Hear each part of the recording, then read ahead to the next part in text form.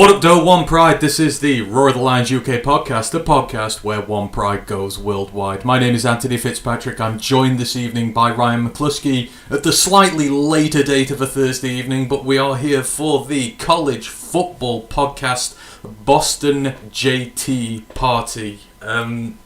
Ryan, we are at that point of the season now, 3 weeks in, we're coming up to week 4, and we know what that means when it comes regards to college football. Conference season is here. The scrub non-schedules for the most part are done. We've seen a lot of upsets and close upsets in the schedule so far, but this week coming up, 6 ranked matchups, tons of good games coming. We're really getting into the meat of this season now. Yeah, this is where the college football implications really start, where ranked matchups weigh heavily, and inter-conference and inter-division battles will go a long way to deciding who gets 1 to 4 titles now are being contended for. Yeah, absolutely. I mean, there are some teams who already, their hopes are on the line this weekend. You lose, you're out. That's how brutal the world of college football can be. But before we get to that, we of course have a full slate of fixtures from week 3 to have a look at, to dissect the storylines coming out of this weekend as well.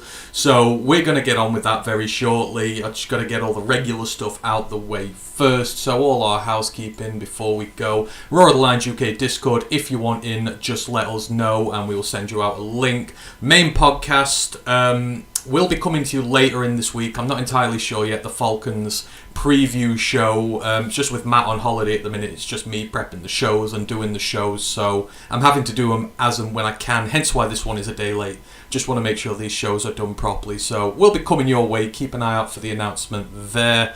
Don't forget to like and sub everything, Twitch, YouTube, all that good stuff. We really appreciate all of you who support the podcast. Don't forget about Lions Nation Unite, Herman Moore's pet project, bringing together the best in Lions content creators on YouTube. Content by the fans, for the fans. And don't forget, we are a Twitch affiliate, we are monetized on YouTube, we have a tip jar, all that sort of good stuff. So if you want to support the show that way, we would really appreciate it, but we just appreciate having you in the building. That is all we really care about. And we've also got a feedback form. If you want to give us any feedback on the shows, how we can make them better, etc., just fill one in, send them in, and we will take your feedback in due course. So that is all that. Right, as I say, we are going to be reviewing week 3, and then we are going to preview week 4. Shout out to Brent, who's in the building on YouTube. He goes, howdy lads, the Wolverines looked like doggy do last week. A lot of the big teams did not look good last week. Georgia struggled, Michigan struggled, like a lot of teams in the AP top 10 struggled this week. There were very few actually who looked good, so they are not on their own there, but we will go through all that. Just one quick bit of news to go through before we crack on with the main show today, and it was what we were talking about last week. Very unsurprising, but we've lost our first head coach of the year officially.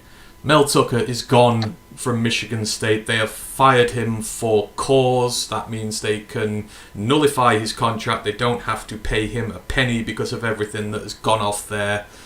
He's gone, and they are now looking for a new head coach. So not sure who that's going to be. We'll keep you updated on the coaching search as it happens.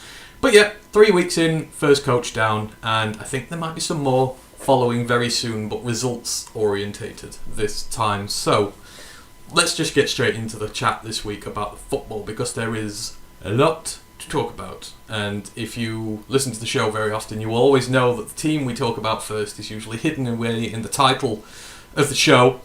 Talking about the Boston JT Party today, we are, of course, talking about Florida State. They are going to schedule our list of main games that we are going to look at this week. I've got 4 this week. Then, of course, we're going to go through the upset corner. We're going to go through our pick watch fixtures, and then we're going to end with the survivor corner. And if they weren't headlining it this week, Florida State would be the biggest survivor of them all, traveling to Boston College, who just lost to Northern Illinois from the MAC G5 opposition and barely sneaked away with a victory by the hairs of their chinny chin chin from Holy Cross, who are an FCS team. They're not even in the FBS. The Seminoles come rolling into town, ranked number 3, one of the best offenses in the entire country. And with 4 minutes gone in the second half, they scored 2 touchdowns in the first 4 minutes of the second half. They were leading 31-10, and I turned the game off because I thought, yeah, this one's done. They're going to rack up 60 on them at this point. And then 5 minutes later, I was back because nearly the biggest upset of the season happened here. So like I say, FSU were up 31-10. Boston College scored towards the end of the third, got a touchdown back, but they missed the PAT, which is going to be crucial, and we'll come back to this in a bit. Florida State then fumbled the kickoff. I think it was Trey Benson, gave it straight back to Boston College at like their own 20.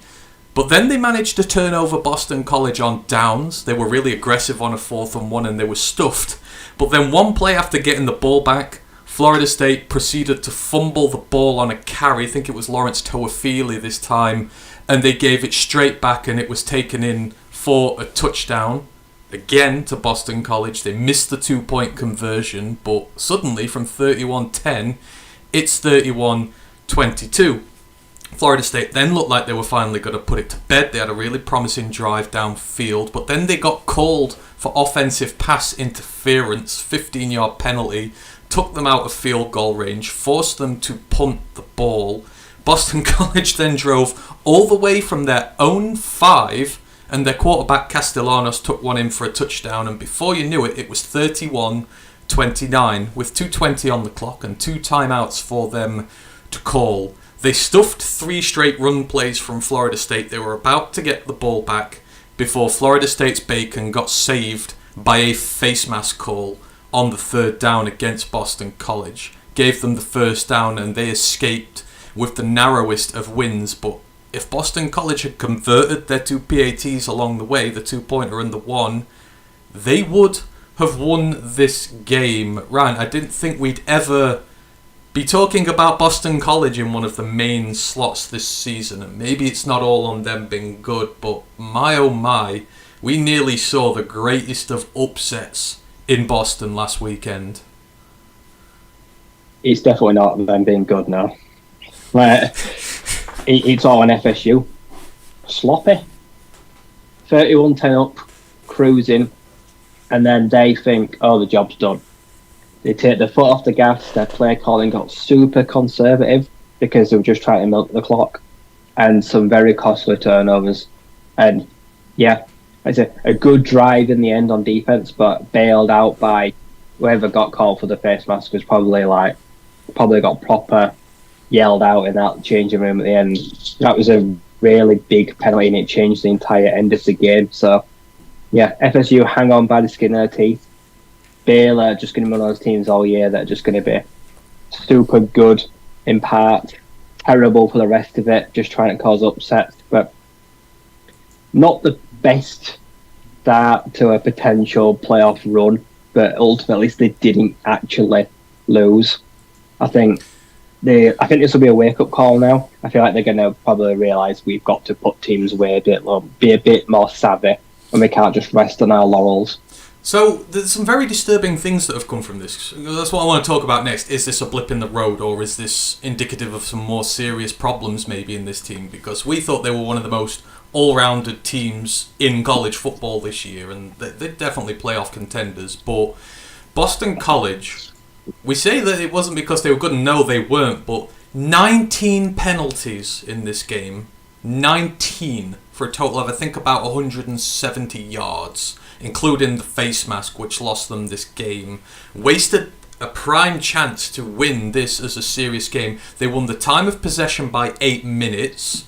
The O-line only gave up 6% pressure only gave up 6 pressures. Now, when you think Jared Verse, that D-line of Florida State, it's elite. There are some great guys on there. For the hold them to 6 pressures, there was 1 sack, 2 QB hits, 3 pressures outside of that, and that was it. And on Boston College's side, they had a 17% explosive play rate on offense. That's 99 percentile, so that's plays over 20 yards. There were some real concerns with Florida State's trenches here, because the amount of times Boston College dug themselves out of drives in their own end zone, Castellanos had at least 3 quarterback runs when they were at 3rd and long by their own end zone, and you're thinking, God, they'd just be lucky not to give this up for a safety. The offensive line moved Florida State around, and likewise on the other side of the ball, they got after Travis a bit. They laid some hits on him. Is this, like you say, they were asleep in this game, but do you think there are some big problems that have been brought up here? Because Boston College exposed them a lot in this game. They kept the ball well, hard to get turnovers. I don't know. What do you think? I think from what I've seen so far, I'd say it was one bad week where I think they did genuinely underestimate Boston College. I think they maybe even showed a bit of disrespect. Like they thought, they can't do this. They couldn't come back. They don't have it in them. Their quarterback's not that good. Like I said, the quarterback so far has been naff, but it did all kind of come together this week for him. It showed a little bit of promise for Castellanos, let's say, because they must have been fretting about their quarterback situation coming into this season. I'd say it was still a lot of question marks about it. So Boston College can take a lot of plaudits. If you overlook going 31-10 down, the entire second half, like I said, they were a different animal. Like I said, and they looked good on both sides of the ball, and some questionable situational downs are out. Like I said, they could have got that to overtime, if not won the game. Yeah. It's hard. Like I said, a game of 2 total halves. Like I said, in the second half, they just looked bad on both sides of the ball. Like they just forgot how to play, and in the end, they were just trying to see it out. And you can't play football like you're just trying to hang on and wait for the clock to run out. Because as you showed that last drive, trying to run it, but stuffed up the middle and contained 3 times, and they killed that. It was about 20 seconds or something they milked, something stupid before they had to give the ball back. That's poor play calling. As much as it is bad on the field as well, their play calling way too conservative and too obvious as well. Boston College could see those coming from a mile off, so they just stacked the box and just got the line. The defensive line was just stout in the end. So, yeah, they can consider themselves very lucky. If they do that again, they blow a big lead and then they hang on by the skin of their teeth, I will actually think of them that, yeah, maybe they are pretenders. Well, I mean, they're coming up against a team this weekend who will take no prisoners if they act like that against them. And I mean, they struggled over. There was just a 5% explosive play rate for them, which is not great. 3rd down success rate was only 30% for them. That's 20th percentile. They were not good at stopping the run at all. For Boston College, they did well. Thomas Castellanos, the quarterback, he was 20 of 33, 305 yards, a touchdown and an interception. He ran 16 times for 95 yards at 6 yards per carry, got a touchdown on the ground as well. As I was saying earlier, they couldn't contain him.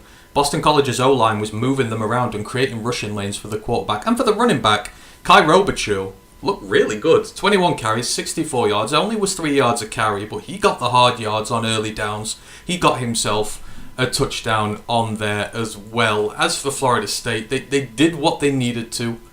Jordan Travis was himself 16 of 24, 212 yards, 2 touchdowns. Took a hit in the game. Guy needs to learn when to slide and give up. He plays too much hero ball, and that's going to bite him if he keeps on doing that. Trey Benson with a score on the ground, as he always does. DJ Lundy, touchdown in there as well. Johnny Wilson continues to be great for them. 4 receptions, 105 yards. So some pretty big plays on there from him, but I think overall, I don't know with this Boston team. Is it just a case of they're really young, they're inexperienced, and they're growing? Because they've had some really bad results, but they did hang in this game, and they've shown potentially some flashes there. If they can rebuild those trenches, they should be just fine in the long course if they've got a QB who's good as well. Yeah, I don't think we'll see the fruits of this year. Maybe towards the end of the year, because they've been decimated the last few years, like I say. I'm pretty sure most of their fans as well, or a lot of their fans, have kind of just given up with them. Like you say, they kind of just... There was no one there. There was no one there last week. Like I say, I know the stadium was basically empty. And I kind of just feel sorry for them. Like I say, they're in a really difficult spot right now. But, like I say, the future, if this quarterback can show he's the future, because, like I say, he's very young. I'm pretty sure he's got quite a lot of eligibility, this Castellanos. So, maybe if they do find him to be their next guy after Jerkovac, then maybe they can rebound in the next coming years. Yeah, and we're going to hear about Phil Jurkovic later as well, but maybe Castellanos will be what they always wanted Jurkovic to be, and he never turned into. So, yeah, a very close run thing there for Florida State, and they say they've got a big match coming up this weekend. We're not done talking about them. We'll come and talk about them a little bit more in a bit, but they escape by the narrowest of margins away on the road to Boston College. So, well done to Florida State, go 3-0, but much bigger tests coming up. Right, there was one other big game last week. I think we were going to start with this before I thought of the title of the show, and Jay Norvell wrote some very big checks last week with his mouth, the Colorado State Rams head coach, against Deion Sanders, the Colorado Buffaloes head coach. It, of course, was the big in-state rivalry. The Rams State were underdogs by nearly 24 points, I believe it was. Norvell spent all week riling the team up. Deion Sanders started taking it to heart. The team did. This was a lot more fun of a game than it had any right to be at this point. It went on uber late, so I had to watch it the next day. It didn't kick off till like 3 o'clock over here, but Colorado... We say Florida State nearly got upset. Colorado really nearly got upset on this one. It ended 43-35 for Colorado, but it took 2 lots of overtime to get them to the victory. This is sort of the first bump in the road for Coach Prime, as they really struggled to put State away. And the Rams, for the most part, actually looked a lot better in this game than I thought they thought they were going to. This was a really feisty affair. So the teams, because of all the animosity during the week, they squared off before the kickoff. You could already tell that this was going to be a feisty one. Colorado State safety Henry Blackburn has been in the news all week. He put a huge hit on Travis Hunter, knocked him out the game when he didn't even have the ball. Now, some trying to argue that he was committed to the tackle before the ball went past. Was it? That's for you to decide. I don't think it was. But Hunter is now going to be out for the next 3 weeks as a result of that, which means he misses huge trips for Colorado to Oregon and USC. It's a big blow for that team.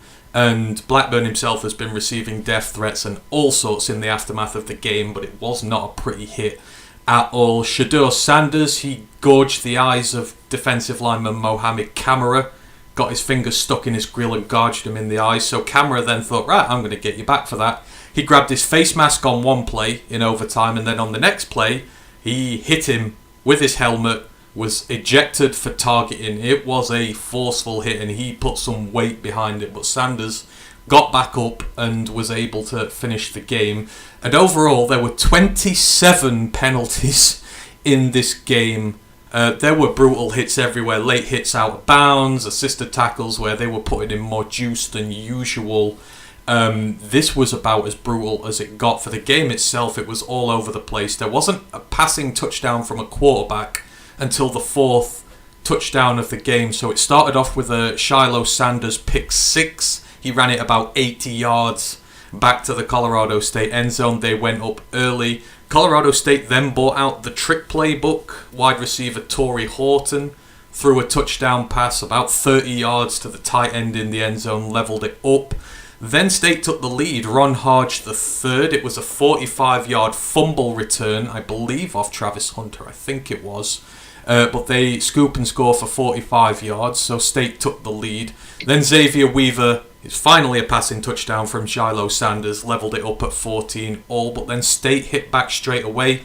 Louis Brown, touchdown, 21-14 to them, and he did this weird sort of taunting celebration to Deion Sanders afterwards, although he didn't get called for it. And then there was a big lull in the game, so there was no points scored between 4 minutes to go in the second quarter and then 14 minutes left in the fourth quarter. The third was completely barren as the defenses sort of took over a bit. Colorado State were leading 21-17 after a Buffalo's field goal. Then Colorado State, their tight end, Holker, really great game for him. Scored this really amazing touchdown. He grabbed the ball at his ankles at about the 25. He had a Buffalo defender wrapped all around him, and then he just sprint for the pylon, managed to get in there. The Titans don't usually show that sort of speed. Puts them 28-17 up. Buffaloes then get a field goal back. It's 28-20. And then the drive everyone's talking about. There's 2 minutes, 6 seconds left on the clock. 2 timeouts for Deion Sanders to rescue his team, the game. And he does that. He leads a drive that finished with 40 seconds still on the clock. Touchdown pass to Xavier Horn. And then they were able to convert the 2-pointer to take it to overtime. In first overtime, Shador finds Harrison for a touchdown. And then Fowler Nicolosi, the Colorado State quarterback, he finds Torrey Horton for a touchdown as the teams match one another. Second overtime, Harrison gets his second touchdown from Deion Sanders. They convert the 2-point conversion. Colorado State can't answer. Fowler Nicolosi is picked off in the end zone on 4th down, and it is game over. I don't think we were expecting such a competitive outing here from Colorado State, Ryan, but they went out there, they backed up their tough talk, but again, another team who's going to be ruining mistakes when they should have won this game, and it exposed Colorado. This hype train now has a few hitches on the ride now. Yeah, State could have and might should have won that game. They were in a position that 4th quarter to see it out. Like I said, they had a healthy lead. There wasn't too long left, but yeah, they went soft. They just ran out of juice right at the end when it really mattered. And I loved what Jay Norvell did. Got under their skin. They were rattled.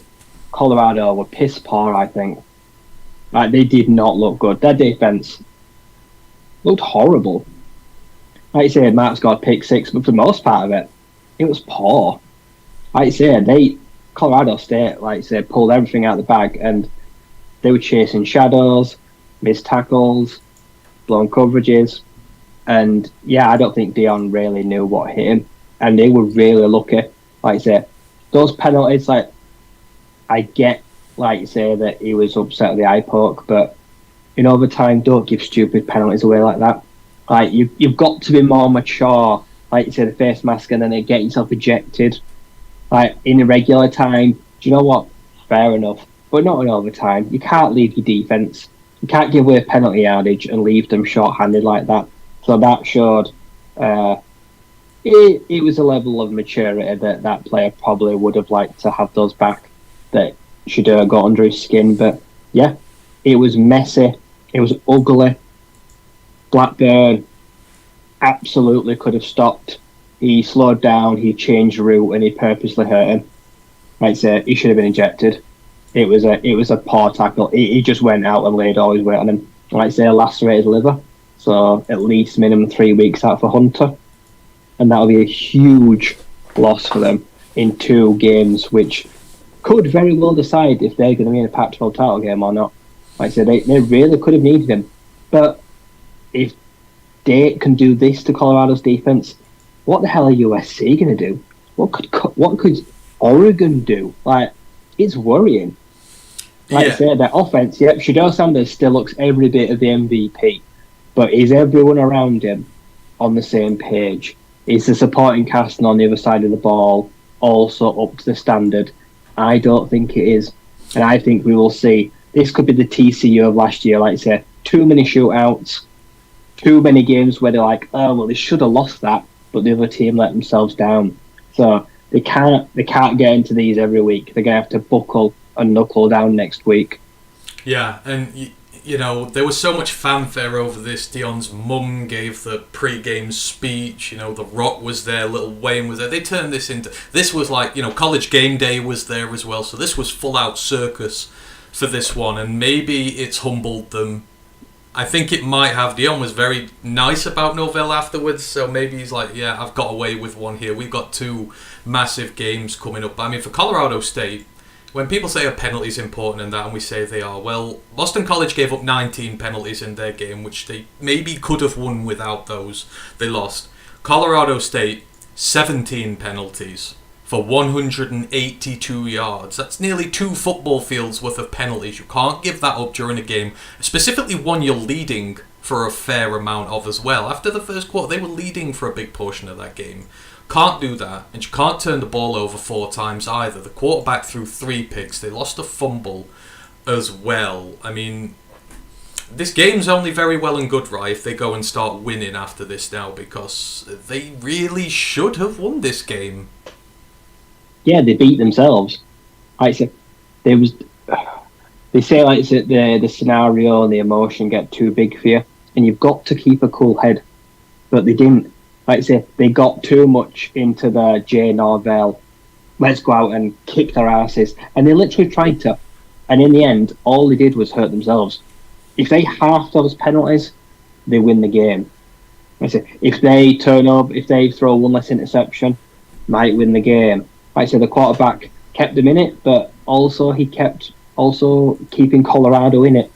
Like I say, too many turnovers. So I can't give them much credit because I feel like in the end they really let themselves down. And although they kept up the intensity and they made it interesting, like, were they ever really going to win when they were playing so sloppy and too in their own heads? They wanted to turn it into a brawl, and in the end that worked in Colorado's favour. Yeah, absolutely. You know, they just kept their heads a bit cooler when they needed to. But there's 2 really big problems with this Colorado team, and it's fair to say this without disrespecting Prime and everything. One is the run game.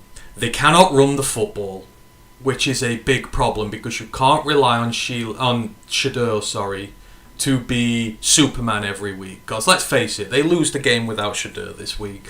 They don't win the TCU game without Shedeur. You can't run the ball. In this one, Dylan Edwards got 10 carries for 57 yards, which is fine. It's 5 yards a carry. But after that, there were 15 other carries for 13 yards.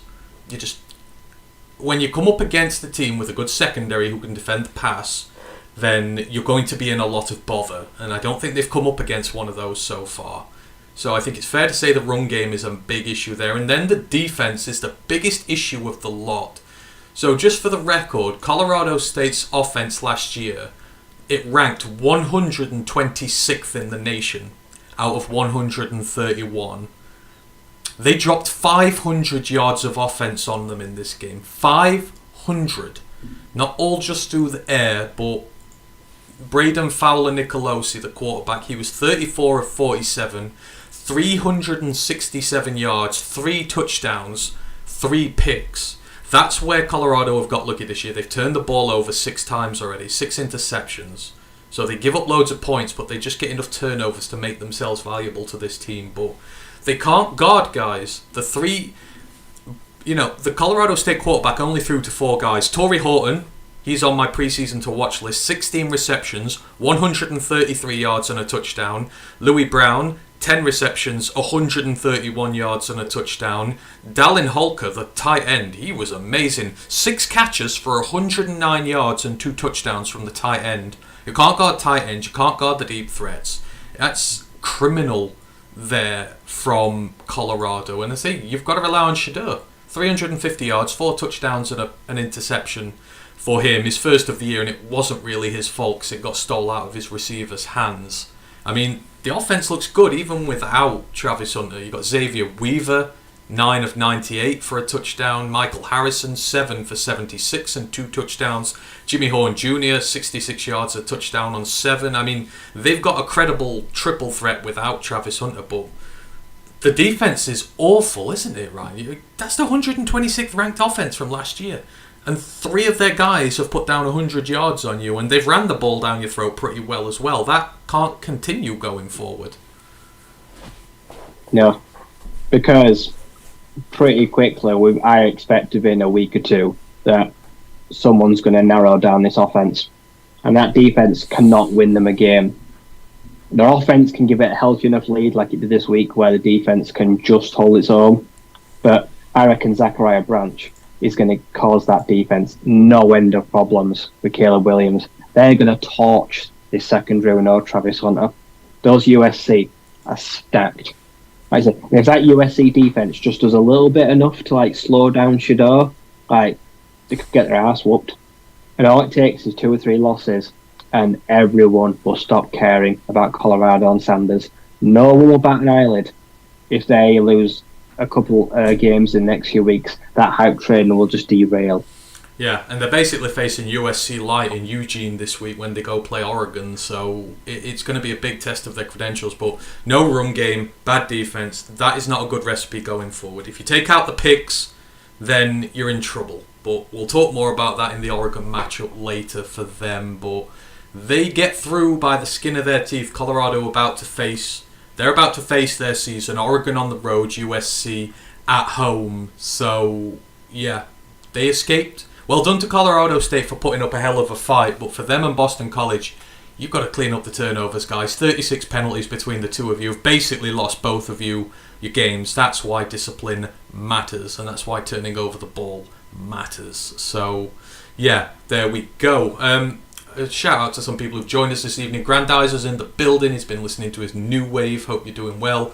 Grandizer Lisa De Lorenzo is in the building. Hope you are doing well, Lisa. I've seen Maniac Sports on Twitch as well. Hope you are doing well there, Tim.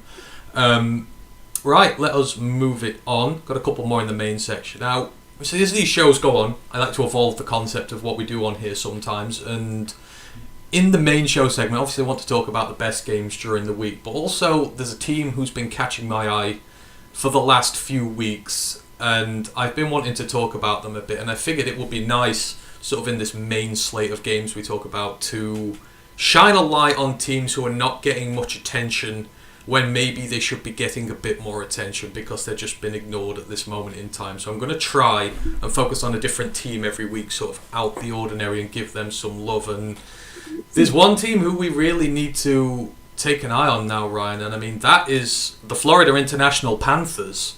Played UConn this weekend, beat them 24-17. We'll talk about the game in a minute, but the last time we heard of Florida International was in week 0 when they lost 22-17 to Louisiana Tech, and the quarterback Grayson James registered the stat line of 5 for 14, 4 yards and a pick.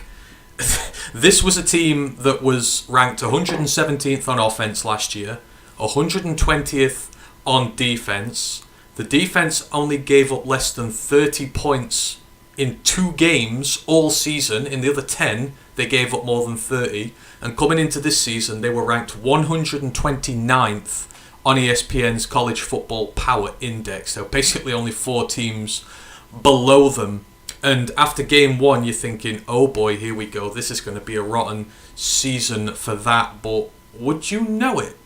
Things just have turned around for them there. 3 games on the spin they have won. They are now 3-1. That defense that was so bad last year, they've already bested last year's total. 3 games they've given up less than 23 points. 2 of them sub 20.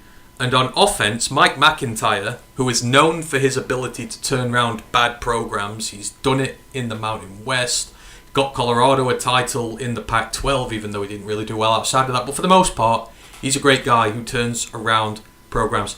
He seems to be doing something good here. He dropped the hammer on Grayson James quick. After that game, he has not seen the field again. And in came 18-year-old true freshman Keon Jenkins, who has led the program to 3 victories in a row. Now, he's doing what freshmen do, especially true ones. He's turned the ball over a bit, 8 times so far, 3 picks, 5 fumbles, but he's grading at 60 on his fumbling, so I think most of them have been recovered, but still. But he's throwing at a decent 56% for 867 yards and 5 touchdowns through 3 games. The offensive coordinator there is David Yost. He was the quarterback coach at Oregon when one Justin Herbert was there. He was the guy who trained and developed Justin Herbert. And Jenkins, during his long career, this is the first and only other true freshman he's worked with as a starter. And they are really excited about him down there in Florida and what he can do on this team. I watched their game against North Texas, and some of the throws he was making as a guy who was 18 playing his first college starts, man, they beg a belief. I'm really interested in him now, but the offense is doing all right. South Dakota transfer Shamari Lawrence. He's at 291 yards and averaging over 6 yards per carry on the ground at running back. 4th-year Florida International wide receiver Chris Mitchell is having his breakout year. 320 yards and 4 touchdowns so far. It's already broken his stat lines from last year. The defense, a lot more aggressive. It's in the backfield more. They going to break their tackles for loss record probably halfway through the season from last year. The linebacker Donovan Manuel, 7 tackles for loss and 3 forced fumbles already. Defensive back Jamal Potts, 3.5 tackles for loss, 2 forced fumbles. They are ranked 111th in total defense, but they are ranked 16th in the nation in their red zone defense. So they bend a lot of yards, but they don't break very often. Now, there are still some issues here. They were 24-3 up against UConn in this one. They didn't score a single point in the second half, and they gave up 14 unanswered in that half, but they still came away from the win. This is a team who is fighting very hard here. They've put away Maine, North Texas, and UConn on the bounce. And North Texas, they were in the CUSA Championship game last year, the conference that FIU really struggled in, and UConn were a bowl team last year. They're beginning the CUSA schedule this week against Liberty, where we will get a true barometer of where this team is at. But Mike McIntyre at Florida International, right, you've got to give him props. We wondered if that was a bad game for Louisiana Tech week 1, but I think what we've learned since is actually no, this is a much better team than we thought. And for a team that lost all its star players last year, they've hit on something there, and they're looking good. Yeah, it takes bravery for after 1 week to just to bench your quarterback. I'd say basically just sit him for a true freshman and just say, do you know what, we don't have anything to lose this year, so let's see what you've got. And yeah, like he looks every bit of a true freshman. I'd say bad turnovers, but then like you say, moving the ball down the field, taking risks, taking shots deep. So for every mistake he makes 2 good plays to make up for it, and he gives them chances to win games, and he's keeping them in it right now. And eventually, the turnovers, well, fingers crossed, they'll dry up, like I say, and he will adjust, and he will improve, and he will work on his pocket presence as he matures. So as long as the team stands by him, and as long as that defense keeps doing really well in between both 20-yard lines, and then when it gets into the end zone, stops teams, they'll keep winning. Like I said, to turn it round in such a quick short of time, because not many other teams have played 4 games. Only a few teams have. They've played a lot of games in quick succession. Like, they're riding the hot hand right now. So 3-1 is a really good start, and they're broken in now. Like I say, they're seasoned, and Liberty won't be just as yet. So this could be a real big test for Liberty to see their credentials this year, because it could be potential huge banana skin for them. Like I say, that if they take them too lightly, I'll think, well, true freshman quarterback, we should be able to handle with him. They could get a bit of a rude awakening. But yeah, start of conference play now. This is where we're going to see the true mettle of the young man. Yeah, exactly, and that's a game I'm going to be very closely watching now, just see where they're at. If they can at least be competitive, they don't have to win. If they're competitive against that Liberty side, then their rebuild is heading entirely in the right direction, and under a coach like him, you would expect that just to carry on getting better by the year. So just wanted to show some love to Florida International, because no one else is. They are doing really well. 3-1, playing Liberty this weekend. Best of luck there for you, Panthers. However, a team... one team is maybe breaking out. We don't know if they're frauds or not yet. One team that we do know are frauds now, though, are their opponents in this game, Jim Mora and UConn.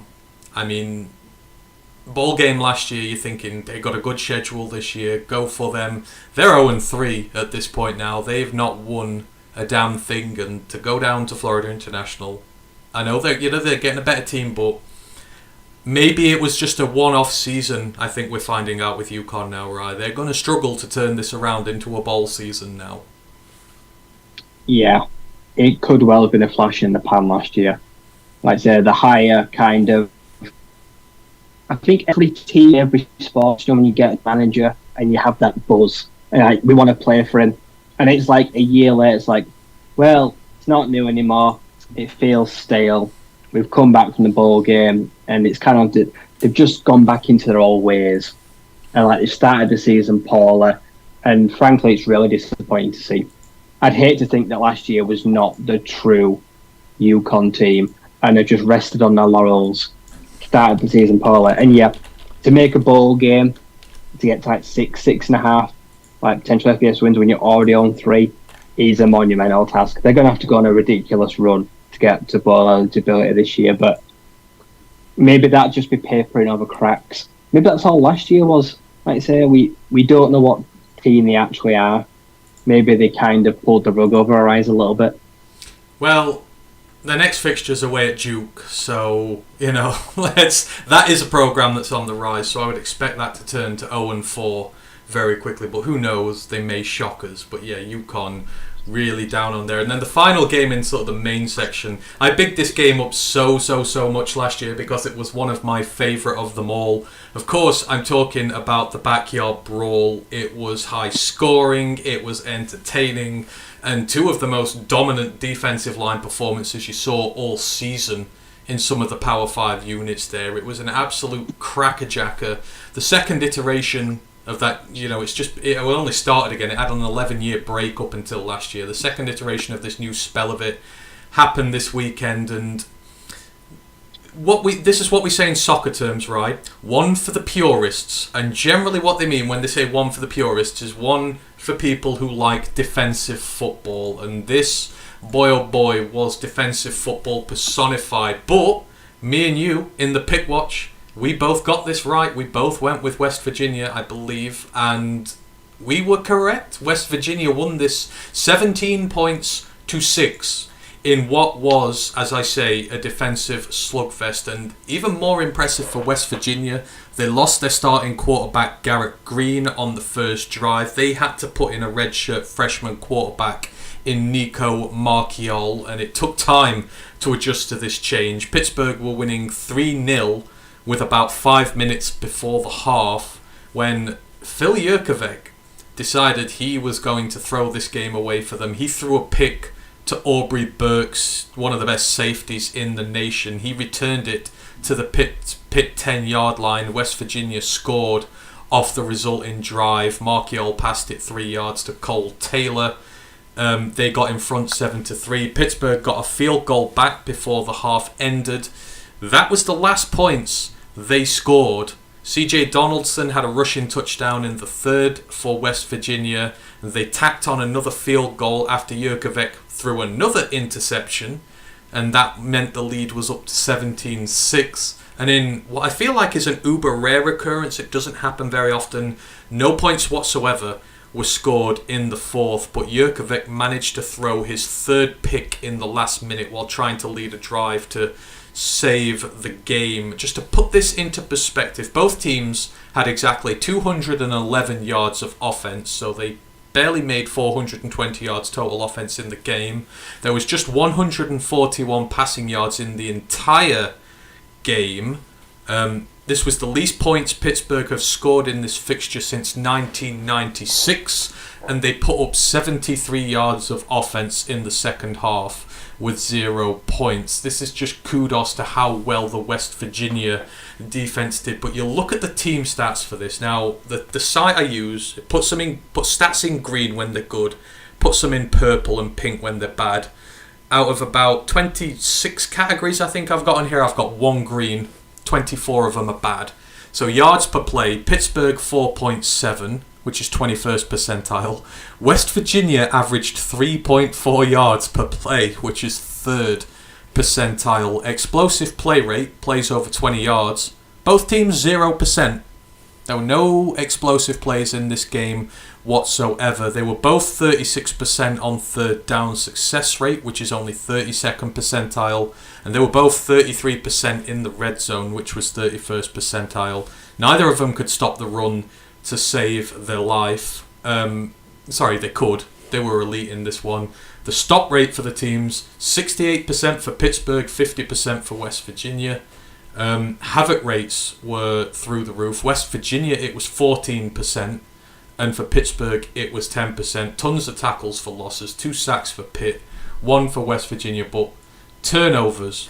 5 turnovers for Pittsburgh in this, 3 interceptions, 2 fumbles, both lost to West Virginia.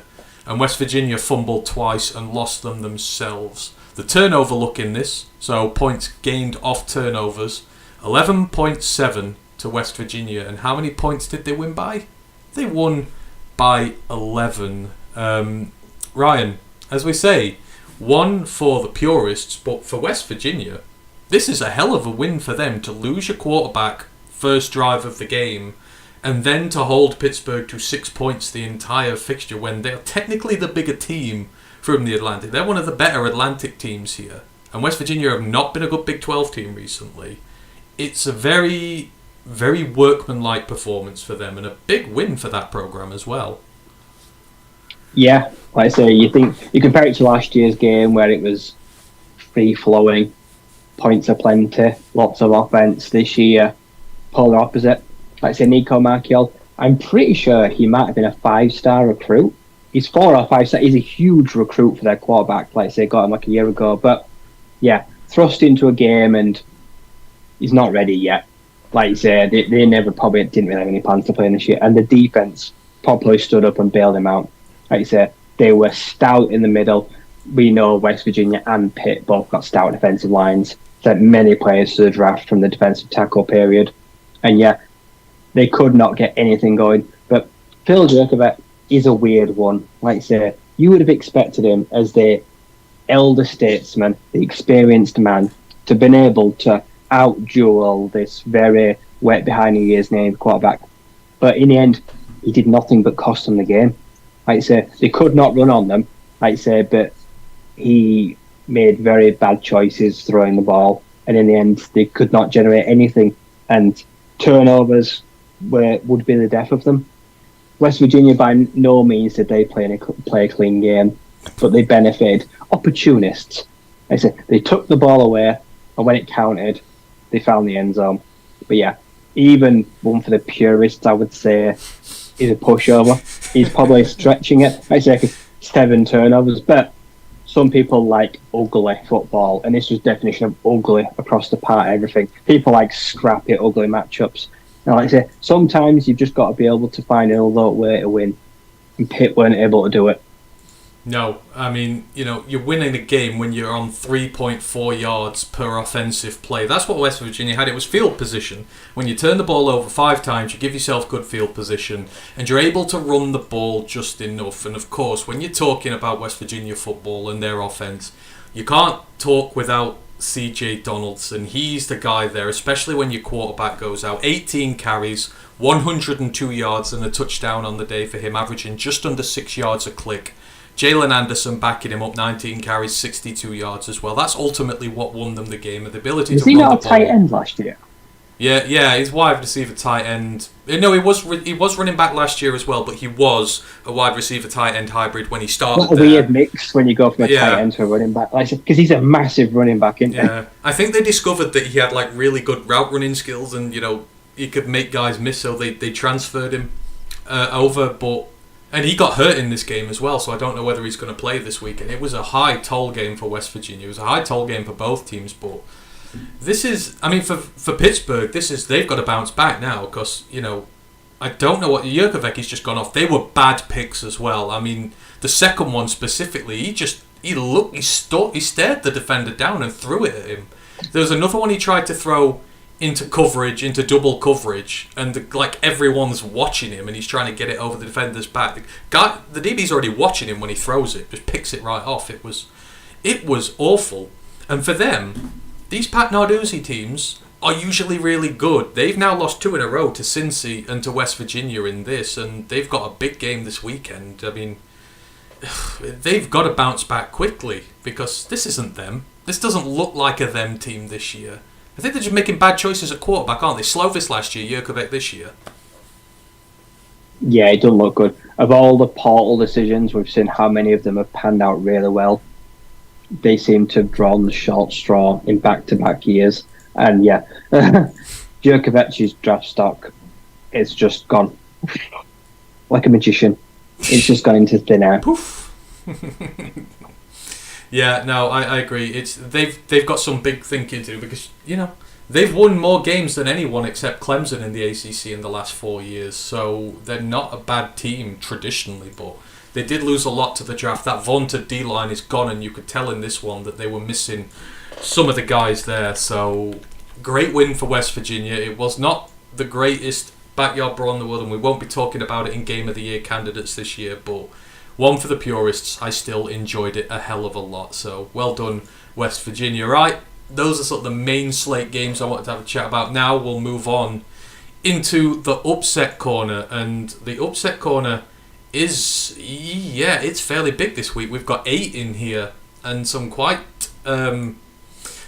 poignant ones as well, let's say, Rye. We have one FCS team upset this weekend, and it just so happened to come from one team against their old head coach who abandoned them. Of course, we're talking about the Sacramento State Hornets. They travelled to Stanford. Their old coach, Troy Taylor, is now taking on the Cardinals, trying to bring them back to relevance wherever they're going to end up in the college football pyramid. And Sacramento State came in, and I think to say beat them would be a bit of an understatement. Maybe, but they beat them 30 points to 23, dropped 450 yards of offense down on them, 11 of 16 on third downs, 5 more first downs during this game, less penalties, a couple of picks thrown by the quarterback, but on the whole, they were quite good here. Caden Bennett, the Sac State quarterback, 279 yards, a touchdown and 2 picks through the air. He rushed for 100 yards on the ground, got a rushing touchdown as well. Stanford, their freshman, continues to struggle at quarterback. Justin Lamson, he was just 7 of 17, but he did throw for 138 yards, but he threw a pick as well. They brought in Ashton Daniels. He was 4 of 7, 69 yards,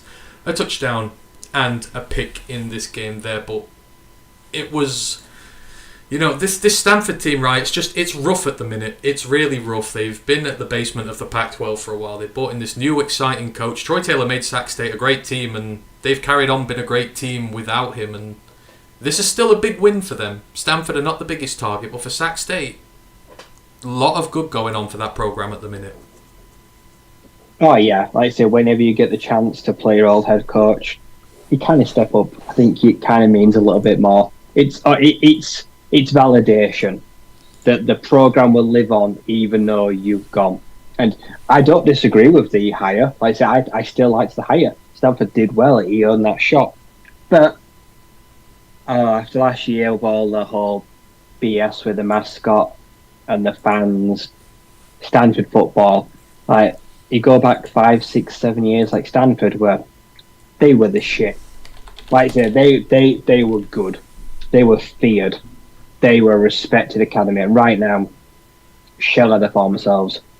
I can't believe Benjamin Yarosek, one of the best tight end or receivers in the nation, can't believe he stayed at Stanford. They're going to drag him down with him. But I also don't agree with just hanging out a freshman quarterback to dry. He can't play next week, Lamson. Like I said, the backup didn't do much. Like I said, but I think I'd probably give him the go next week. There's only so many weeks you can try out a freshman that's struggling and just watch him struggle. It doesn't seem that fair because the Cardinals are not going anywhere anytime soon. Like I said, sure as hell no one wants them.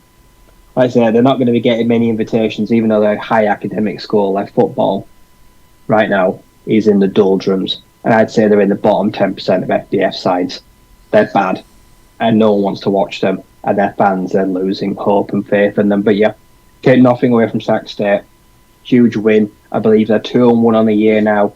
I'm probably going to try and make another playoff run like they did last year. So yeah, sweet victory for them all around to get it done against their former gaffer.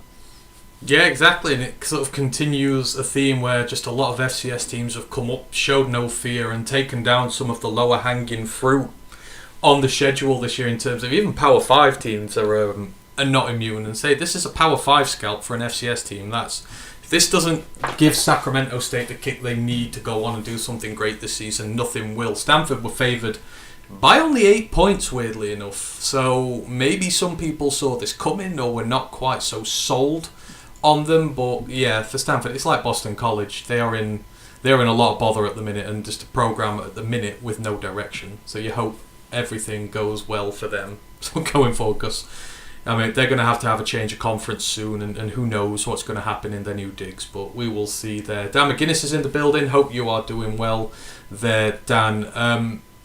Next up on the upset list, and this one heartened me because I stood up for South Alabama a few weeks ago, said that they could go to Tulane and beat them.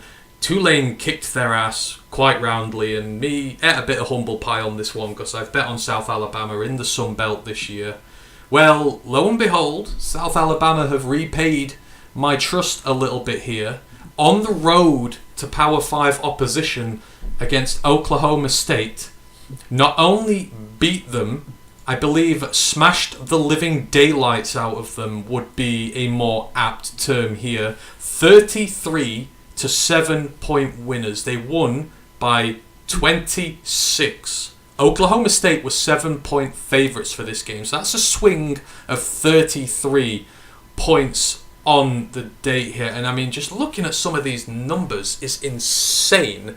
So yards per play, South Alabama 6.5. That's 70th percentile. Oklahoma State 3.3 yards per play. They are at home to G5 opposition. That is 3rd percentile stuff there from them. Yards per dropback for the quarterback, over 9 for South Alabama. So when the quarterback had time on his dropbacks, he smoked them. For Oklahoma State, it was 3. That is 7th percentile. Their explosive play rate was 5%. That's 16th percentile. 3rd downs, 27%. That's 14th percentile. And then you look at the defense.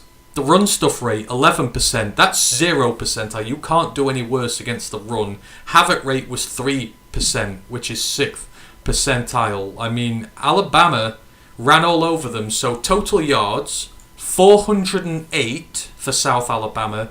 208 yards of offense for Oklahoma State at home to G5 opposition. This is just absolutely incredible. Carter Bradley, the South Alabama quarterback, 10 of 16, 152 yards, 2 touchdowns. LaDamian Webb, the star running back, 18 carries, 151 yards. That's 8.5 yards per carry, 2 touchdowns. Kentrell Bullock was going at 4 yards per carry in relief of him as well. Colin Lacey, the wide receiver for South Alabama, 5 receptions, 104 yards, 2 touchdowns. Massive on the day for him. Oklahoma State, rotten across the board. They used 3 quarterbacks in this. Gunnar Gundy, Alan Bowman, Garrett Rangel.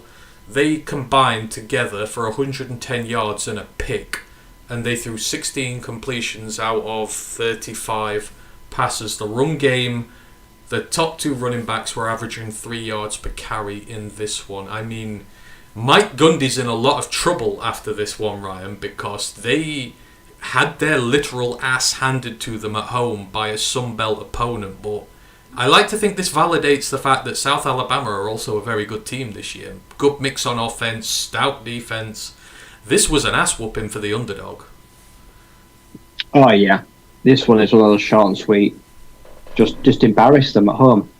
And again, when Oklahoma State beat Arizona State a few weeks ago, all 3 quarterbacks played. Why can't Mike Gundy just pick a quarterback? He plays his son. Like Gunnar Gundy starts most games, don't finish them. I say Alan Bowman, to be fair, he's bounced around quite a few teams now. I remember when he was at Texas Tech, and he had done a right lot. And then Rangel, also in another transfer. Like, you will not win any games if you keep splitting all reps on the centre by 3 quarterbacks. It's not a recipe for success at all. And then to have no run game and their defence just completely go missing. That was the easiest of pickings for South Alabama. They just feasted on them. And that is a great benchmark. Like I say, they've now set a high benchmark how they need to go out and perform in conference and against some lesser sides. Like I said, there's no room now for them. They know they can do that to a Power 5 side. They should go out now and look to do that every week. So they've set themselves a very high benchmark that they need to hang up to. But yeah, it was ugly. Like I said, especially at home, those fans, can't imagine many of them stayed past quarter 3.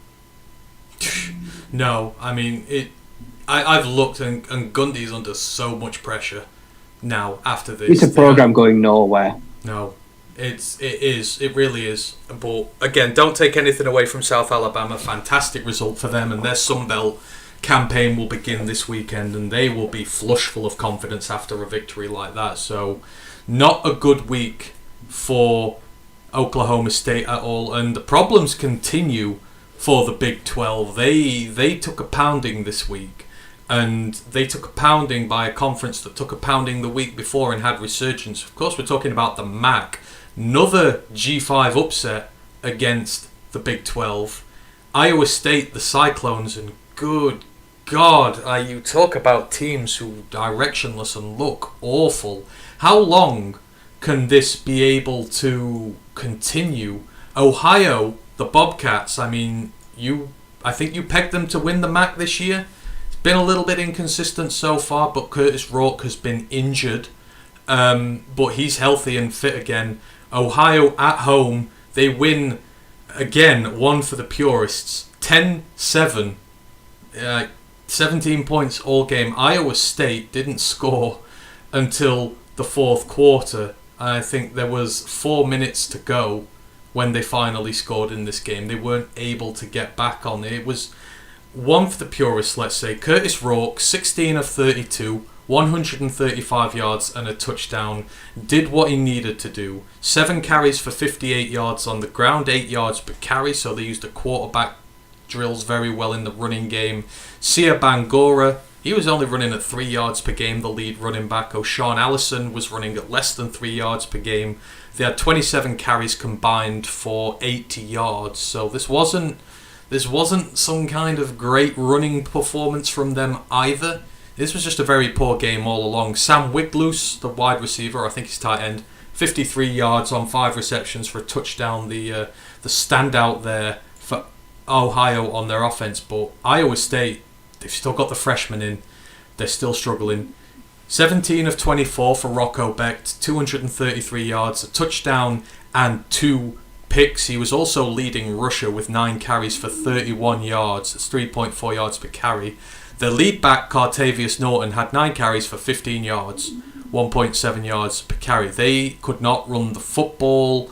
I mean, defense, they've always been good, but good lord, when you can't beat G5 opposition and they put up 10 points on you, something's rotten with your team.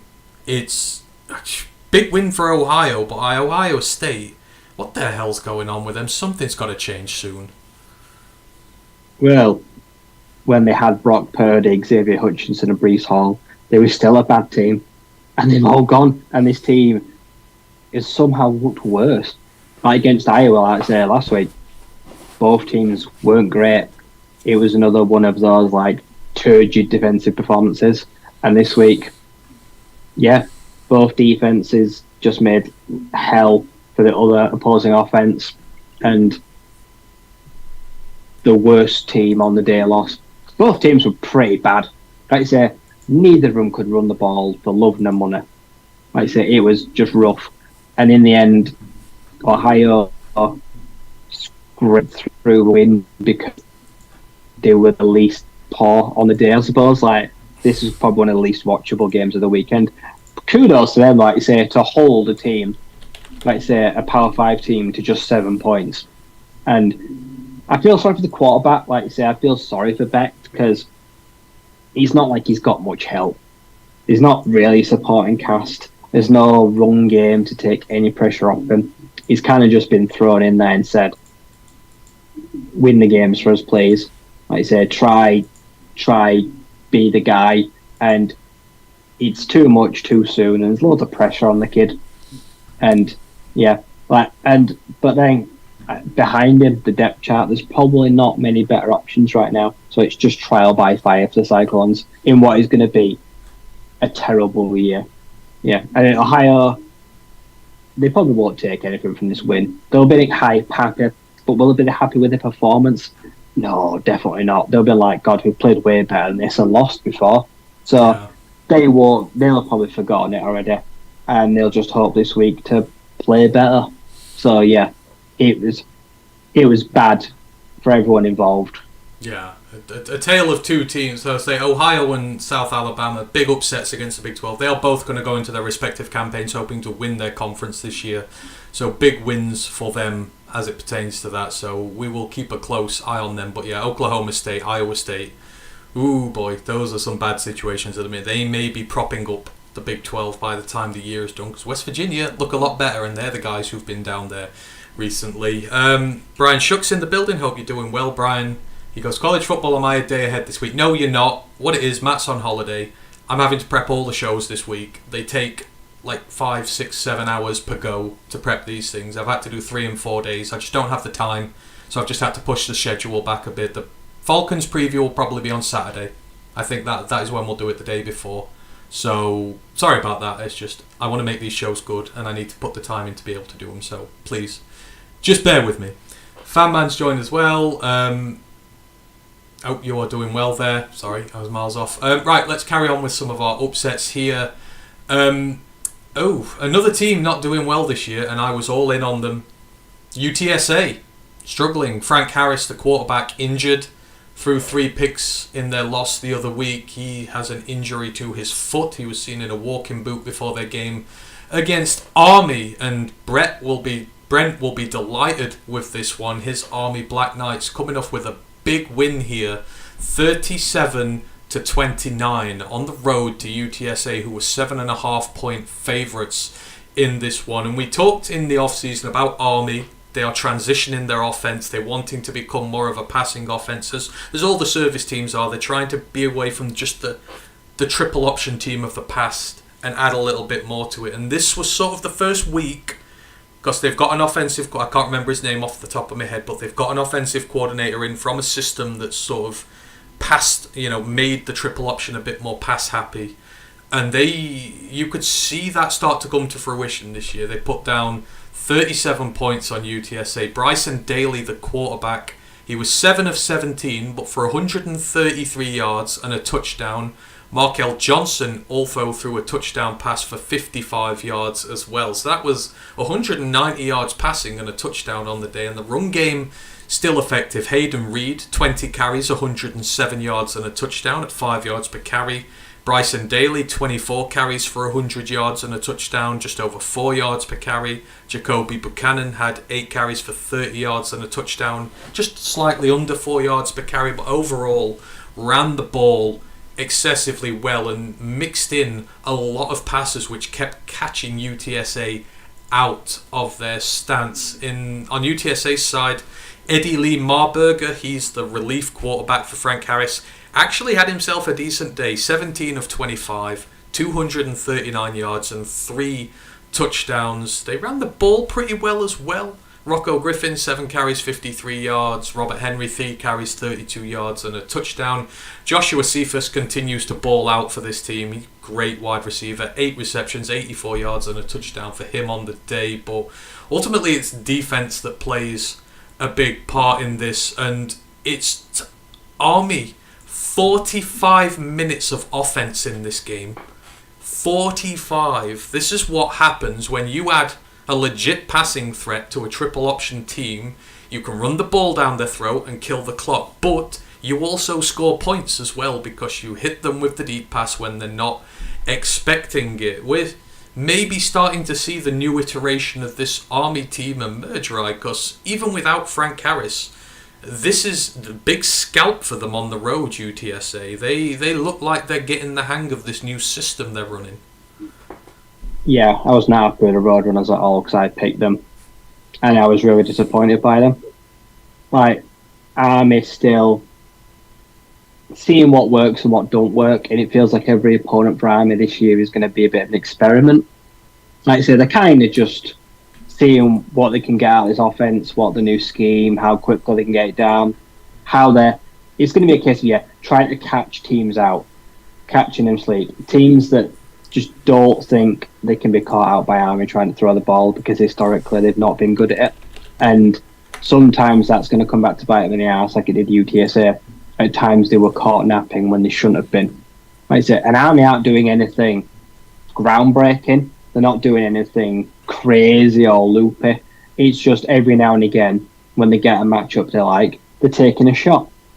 Like I say, and they're trying to keep the defense honest. Like I say, saying we can move the ball down the field with their arms as well as to run the ball. So they're going to become a little bit more balanced now. And eventually that will make them a much more dangerous prospect. And the UTSA defense, for the most part, it let itself down. Like I said, they were not good against the run, and against the pass, they lost concentration at key crucial moments. So yeah, and like without even Frank Harris, like I said, the quarterback that came in didn't even play bad. So if Frank Harris plays, that game probably doesn't go any differently either. Like I say, there's a good chance Army can still win even if Frank Harris plays, because the quarterback situation for UTSA was not the root cause of the loss. But long term for their season, I've read that he could be out for 2, 3, 4 weeks. That's very bad for their season. Like I say, they're going to have to try and adjust with a new quarterback going forward. But for Army, great win, and that will probably make few teams on their schedule kind of stand up and pay a bit more attention now. They might have to adjust their game plan a little bit now for the Black Knights coming into them. Yeah, I mean, 45 minutes of possession, that's like unheard of. You don't often get like a straight up... Exactly, and this is where the service teams flourish. If they get up on you early, which they did in this, it's so hard to come back because they just grind your defense into the ground. Like you say, when they're passing it extends plays. Because the weakness of service teams is too often you go 3 and out from running the ball and you can't run it. That's the weakness against them. But if they get on top of you with passing as well, then you just don't get the ball. And I mean, you know, they were lucky to put up the amount of points they did with just 15 minutes of possession. But I mean, a lot of it was trying to scramble in garbage time. So big win for Army, and that's a big upset. UTSA coming into the American. I've picked them to win the American this year. If Harris is out long, I'm going to be wrong. I don't know who I put in the final with them. I think it was Temple, but I'm going to maybe have to rely on Temple to come through for me there. Right, let's move it on because we have a lot of upsets this week, and we have an upset in the SEC this week, Ryan. I bet on Florida in week 1 to go to Utah and beat them, and they looked like absolute trash, like complete, utter swamp trailer trash. This week they play Tennessee, and let's be honest, they absolutely wiped the floor with Tennessee. I mean, they put up in 20 points on them in the second quarter of this. This finished 29-16. Florida Gators over the Tennessee Volunteers, who were ranked. And this is a team with Graham Mertz at the helm, who is not great, let's face it. But even he, against this Tennessee defense, had a good day. 19 completions on 24 attempts, 166 yards and a touchdown. Completely serviceable. Star of the show here is Trevor Etienne, of course, Travis's younger brother. 23 carries, 172 yards at 7.5 yards a carry and a touchdown. Montrell Johnson and Graham Mertz also got rushing touchdowns as well. Tennessee on their side, Joe Milton, 20 of 34, 287 yards, 2 touchdowns and a pick. Could get no rushing offense going in this one at all. Jalen Wright was running at less than 4 yards per carry. Jabari Small only got 7 carries, 35 yards, 5 a carry. I don't know why they didn't use him more. Milton got nothing on the ground. He got 6 yards on 5 carries here. Brew McCoy continues to have a great season for them at wide receiver. He will eat from Milton's passing. 94 yards on 5 receptions and a touchdown for him on the day. And a good touchdown it was as well. But Tennessee just don't look the same this year, Rye, without Hendon Hooker. I mean, even last year when they were air raiding it all the time, they still ran the ball pretty well. But in this game against Florida, they couldn't run the ball. And Milton, as everyone is discovering, he's not this first overall pick legend, second coming of Anthony Richardson type. He's good, but he's not great. He's proven nothing here so far, and they got exposed in this game. And this is a massive loss for them in the SEC. They won't recover from that this year. No, this could end their SEC title hopes of getting into that championship game. We were led to believe that this Tennessee offense ran that we can plug any quarterback in and we're going to roll 400-500 yards on you. That's what we were led to believe, that this scheme was supposed to be like the friendliest quarterback scheme in the nation, and that Hendon Hooker was just a passenger. We're not seeing that with Milton. And yes, they lost. Like I say, I think the losses of Jalen Hyatt and Cedric Tillman were huge. But like I say, I put Brew McCoy in my preseason and watched him so far. He's having a really good year. Like I say, he's the guy. But as you mentioned, they've got an established running back, Jabari Smalls. He's not getting used. He's not getting the share of the carries that he probably should be. It's very good. But to get nothing going against a Florida front seven or defensive line that, well, it's not exactly stout, is it? No. Florida defense last few years has been pretty naff. So to go there and fall short against, I'll give credit where it's due, Graham Mertz, like I say, was perfectly fine. Like I say, he did what he had to do. He moved the ball. He scored. But yeah, Trevor Etienne, he diced. Like I say, he absolutely gashed the heart of that Tennessee team. And he had himself a monster day. And a huge win for the Gators. Like I said, because we really didn't know what to expect to get out of this year. Like I said, we didn't know if they were going to be a surprise package or a basement dweller. I still actually don't know. I don't know what the Gators are. I've struggled to work that out for the first few weeks of the season. I think they're going to have to rely on Trevor Etienne a lot. But it looks like he could actually do it. He might be able to take the workload on his shoulders and carry him on. But for Tennessee, I don't know where they go from here. Like I said, this weekend, they've got to put up a statement win. They've got to forget this as quickly as possible, and they're going to have to try and get back to being that air raid offense if they can't trust or if they won't give their running back committee the carries. They're going to have to just try and go back to outpassing teams again. Yeah, it just didn't look great. And they say this is a Florida team that looked poor, but, I mean, what's their ceiling this year? I mean, their next two SEC games are Kentucky and Vanderbilt. So they could quite realistically be 3-0 in the SEC schedule there. So maybe they're not going to contend this year, but they could certainly take big strides forward this year. They could win 5-6 games in the SEC and give themselves a platform for maybe a better quarterback next year. This is a big opportunity for them now. This has opened up so much for them this year. Yeah, there's some proper low-hanging fruit in the SEC this year that you've got to take. And no disrespect to Vanderbilt and Kentucky, but they're low-hanging fruit.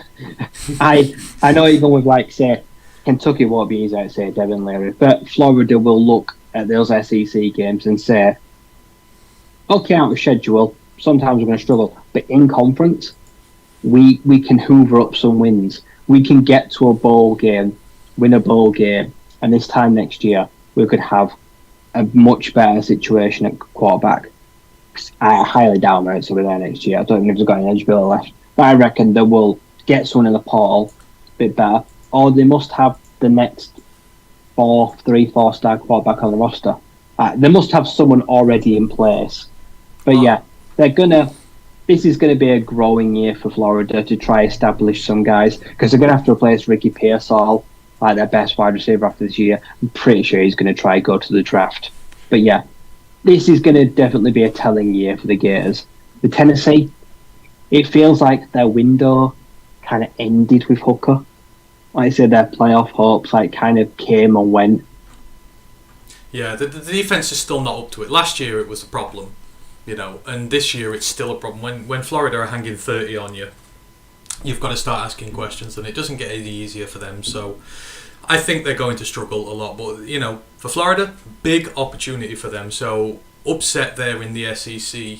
Next up, and I didn't actually realise this because I was doing them in a row, but there were 3 MAC upsets against the Big 12 this weekend, because obviously new teams in the Big 12 keep forgetting, but this was quite a poignant one, Rye. There's been a rivalry going on for a long time now, one that has been presided over specifically by one team who have been winning it forever and a day, but the underdog came and bit them this week. We're talking about the Miami, Ohio Redhawks finally getting one over in the Battle of the Bell over the Cincinnati Bearcats, 31-24. This was an overtime victory here, and Miami, really, when you look at the stat sheet, they have no right to win this game. Cincinnati put down 540 yards of offense in it to Miami's 360.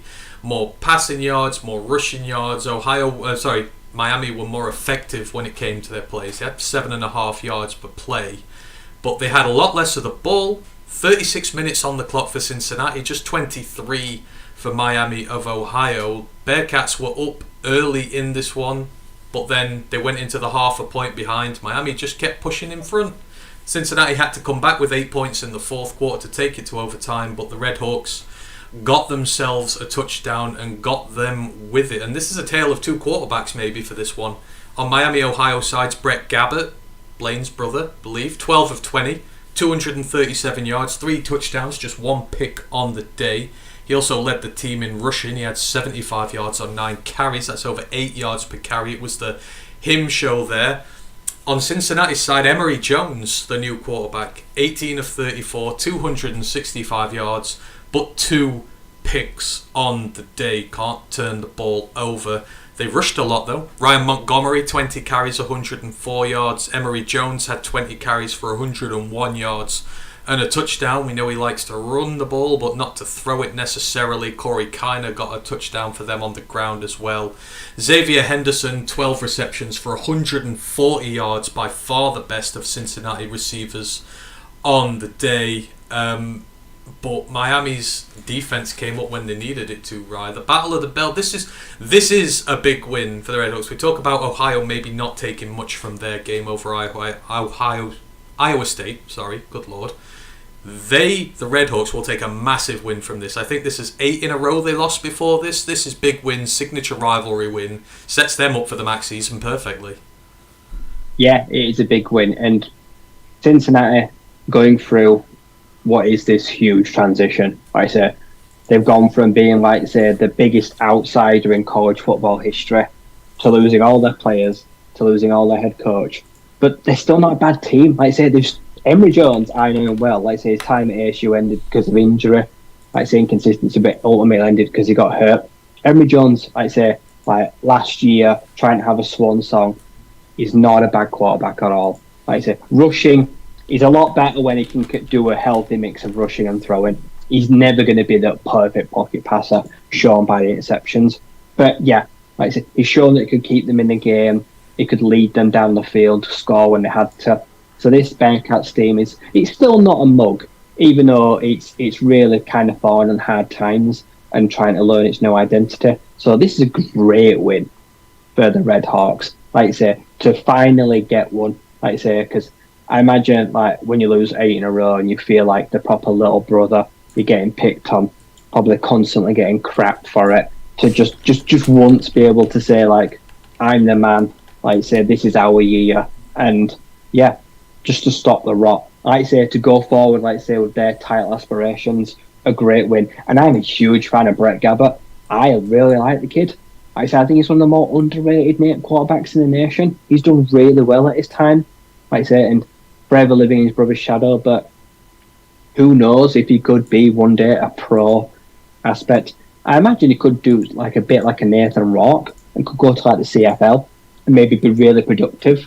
Like say XFL, USFL, if he ain't going to go make it to the major leagues, that he's kind of quarterback that you could see somewhere playing pro football. If it's not next year, a year after. Like I said, there are leagues out there where someone will definitely get him. He's been really productive in his time. Like I said, he's a good quarterback. So yeah, that's them sending a signal to everyone else. The MAC saying like, we're here. Like I said, the Red Hawks, we're ready to compete with you guys. Yeah, I'm looking forward to this because I'm pretty sure I had the Red Hawks winning this year. Was it them? I think I at least had them in the championship game in the MAC. So it looks like very much they're ready to go for that. And I say they've got one of the better quarterbacks there. I think it's them versus Ohio, probably, maybe out of these two teams. Both of them have statement wins this week. So yeah, there's going to be some very tough competition. But great win for the Red Hawks there and end that big losing streak against Cincinnati, who for them, well, they're 2-1 now. They had that big win the other week over Pittsburgh. And then they go and lose to Miami. So, you say team in flux. Who knows how they're going to do in the Big 12 this year. But there's a lot of low-hanging fruit for them to have a go at. So, I'm sure they will still win a few games. Got a few more on the upset alert. So, UNLV, the University of Nevada, Las Vegas Rebels, upset Vanderbilt, the Commodores. Maybe say it's an upset, but it's still SEC, Mountain West over SEC this is. UNLV put down 40 on them, which was a highly entertaining game. Finished 40-37. Even more impressive for UNLV, their starting quarterback, Doug Brumfield, was knocked out early in this one. He'd gone 2 of 4 for 15 yards and thrown a pick. Freshman Jaden Mayava comes in, throws 19 of 33, 261 yards, a touchdown, just 1 pick. First ever game there for him.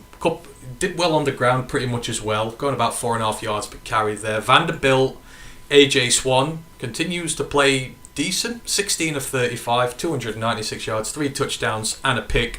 They just could not run the ball whatsoever. They let this get into a shootout with UNLV, and well, the Mountain West team had more firepower on their roster. London Humphreys had 3 receptions for 102 yards and a touchdown for Vandy, but their defense, they got 2 sacks on the day. They had a couple of picks, but they didn't get much pressure on the young freshman, who was allowed to throw it and ball out a bit more, and UNLV's defense did. They had 4 sacks on the day. They were able to get pressure on AJ Swan. I mean, call this an upset or not, right? It's still G5 over Power 5, and Vandy have been better recent years, and for the Rebels, they're a team under Barry Odom this year.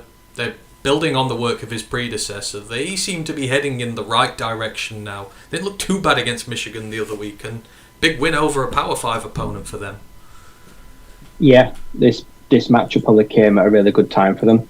Like I said, it's weird like how things go, like suddenly bringing in this new quarterback. Like, it wasn't forced, and you don't know how long it's going to be for. If he gets a start, he has to play next few weeks, but sometimes when the light are the brightest, it kind of just clicks through, like you say, through a pick. But ultimately on the day, he did help his team win. And Vandy, like, they are literally chalk and cheese, aren't they? You will never know which Commodore teams turned up. It's easy to see why they've struggled for so many years, but right now they kind of found some level of consistency. Like you say, they've definitely improved, but they're not yet turned the corner. But like, so you can't take anywhere from UNLV. It's a big win for them, facing adversity after just half a quarter, having to bring in a freshman that's never played before, and a defense that was able to be more of an output than Vandy's defense, and gave AJ Swan a lot more to think about. Did cause, like say, pressure and didn't let him have his way. So they can take huge props from that. Like I say, wasn't by any means pretty from either team, but it's always good to get into a high-powered shootout against an SEC team and come out on top. That will bode well for the young quarterback's confidence, especially if he is called upon in future. He now knows what to expect and knows that he can do it when he's called upon. Yeah, absolutely. So, it's good there. So they've got 2 quarterbacks there at UNLV, and figure they might do well in the Mountain West this year. I think we had them as a dark horse to do something there, so we will see with them, but well done. And the last upset I had on here, they weren't the only SEC team, Vandy, to get upset this weekend. The BYU Cougars, heartbreaking my heart here, taking down KJ Jefferson and the Arkansas Razorbacks, and I did not see this one coming. KJ put down 60 on them last season and looked absolutely amazing. They were like 14-0 up after 5 minutes in this one. There was a long rush from AJ Green. I think it was about 50 yards, start this one off. Then they had a kick return touchdown. Isaiah Satenga, he took one in from about 80 yards on a punt return. And you're like, oh yeah, they're going to absolutely light them up again here. But Arkansas, as they always have problems with, they're just, some weeks they don't turn up, and some weeks they struggle to put opponents away and get offense going. And in fairness to Keaton Slovis and BYU, they look more of a balanced offense this year. Keaton Slovis, 13 of 25, 167 yards, 2 touchdowns. LJ Martin had 2 rushing touchdowns, 77 yards. BYU have lacked a running back since Aligier left. The defense played amazing, sacked KJ 5 times. KJ was okay. He threw his first pick of the year, but he was 24 of 35, 247 yards and a touchdown there. They didn't allow him to run the ball at all. Andrew Armstrong, the Arkansas wide receiver, breaking out big this year. 9 receptions, 98 yards. He's someone I'm going to highlight later on in the season. Big breakout there for him. But the Cougs, right, they're going into the Big 12. The Cougs come out with a big win. Cincinnati lose to G5 opposition. The Cougs go and take down the Razorbacks. They look like they're getting back to their best. We know them. They're a physical team who will kick you in the mouth, and they went to Arkansas and they did exactly that. It looks like they're finding their identity again. See, I don't know. I feel like I'm just more disappointed in Arkansas. I'm pretty sure Kane Slovis to me is still a bit of a bum, to be honest. No offence to him, but this is not a game he should really be losing. No. Like I say, I think Arkansas, if they ever really want to be considered true dark horses in the SEC, these are the kind of games you can't lose. And yeah, BYU will probably make life transition into the Big 12 look fine because, let's be honest, Big 12, it's arse, isn't it? It's a bit cheeks, to be honest. I feel like they'll actually be contenders in the Big 12 in 2-3 years. They'll be, if not a year or two, they'll be trying to win it. Like Kean Slavis is going to try a swan song year. But what you did call upon right is BYU, if they can finally have a run game. They did not have one last year. It was poor. They could not run the ball at all, and it made life hell for their quarterback not having an outlet. Like I said, after Tyler Allegier left, it kind of took all their juice on the ground game. So yeah, if BYU can be fairly balanced on offense and they can be decent on defense, like I say, 6, 7, 8 wins, expect them to be in a bowl game most certainly. If not, trying to be an outsider for a title game, like I say. So, but yeah, they've made adjustment like very quickly.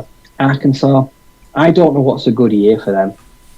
I don't know. Are they just going to try and get like a steady 8-4, win a bowl game? Is that enough to perhaps answer? That's it, because KJ Jefferson, like I say, he'll want to go on top. This is it, isn't it? He's going. This is like, some of their best players are leaving, so you don't want to see them leave on a lull. But it feels like it's heading that way. Yeah, they're missing Rocket Sanders is injured at the minute. He's one of the best running backs in the country. They're missing him big time. That just takes so much away from that offense when they can't move the chains with the running back. So, but at least it's not a conference loss for them. It's out of conference, so hopefully it doesn't kill their SEC hopes yet. But they want to have a good year. They want to be challenging for that. So we'll see. And I'm pretty sure I put them in there as well. So I'm going to have to eat a lot of humble pie if they don't. So I hope they do well. Right.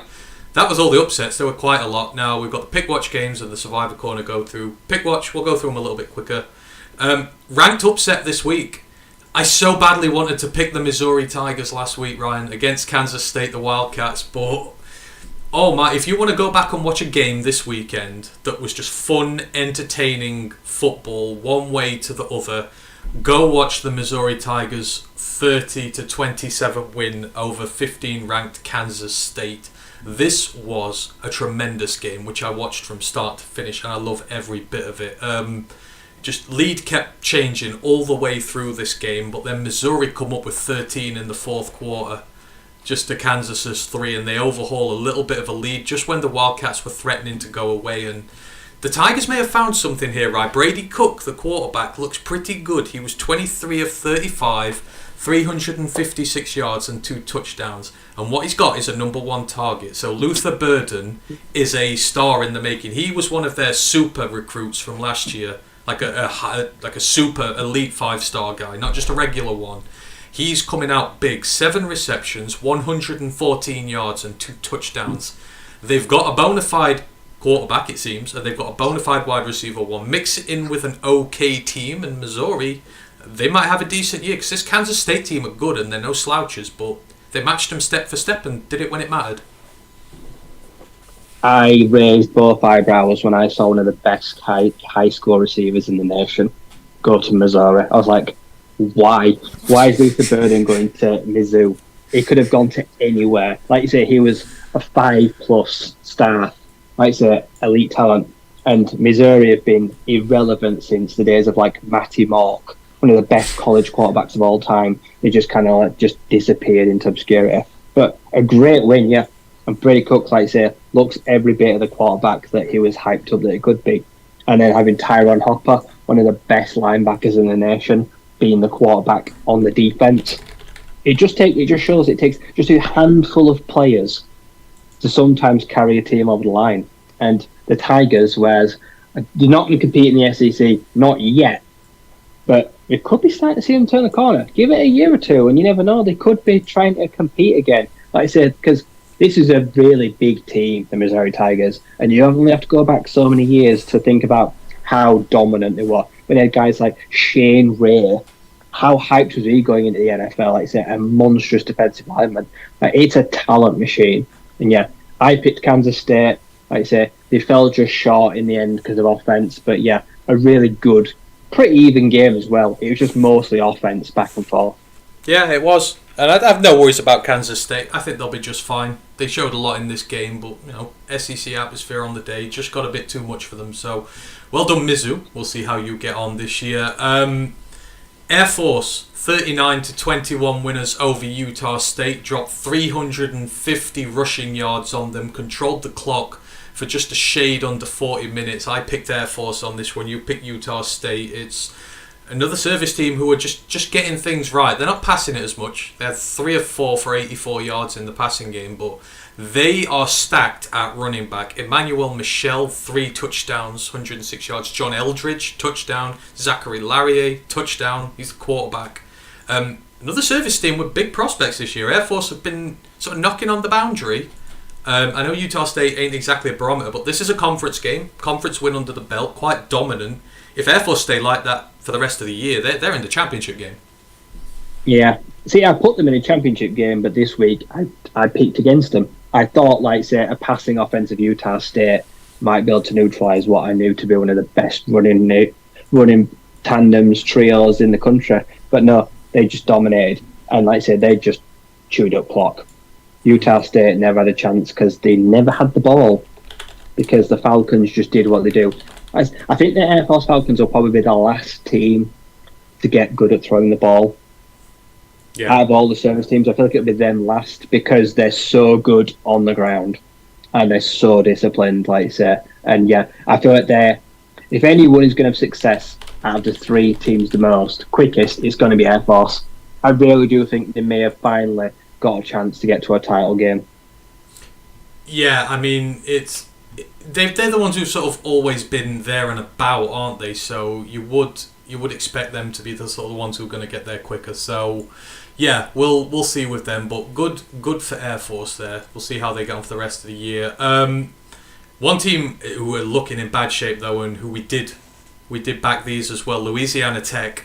So North Texas, who were shipping 600 yards of offense per game before this one, didn't look really good on offense. Win a high-scoring shootout against the Bulldogs, 40-37. I mean, Louisiana Tech still put 430 yards down on them, but more importantly in this one, Hank Backmeyer knocked out with a shoulder injury, so his backup now, Jack Turner, will take over the reins. I mean, he had a steady day, 9 of 14, 145 yards and a touchdown.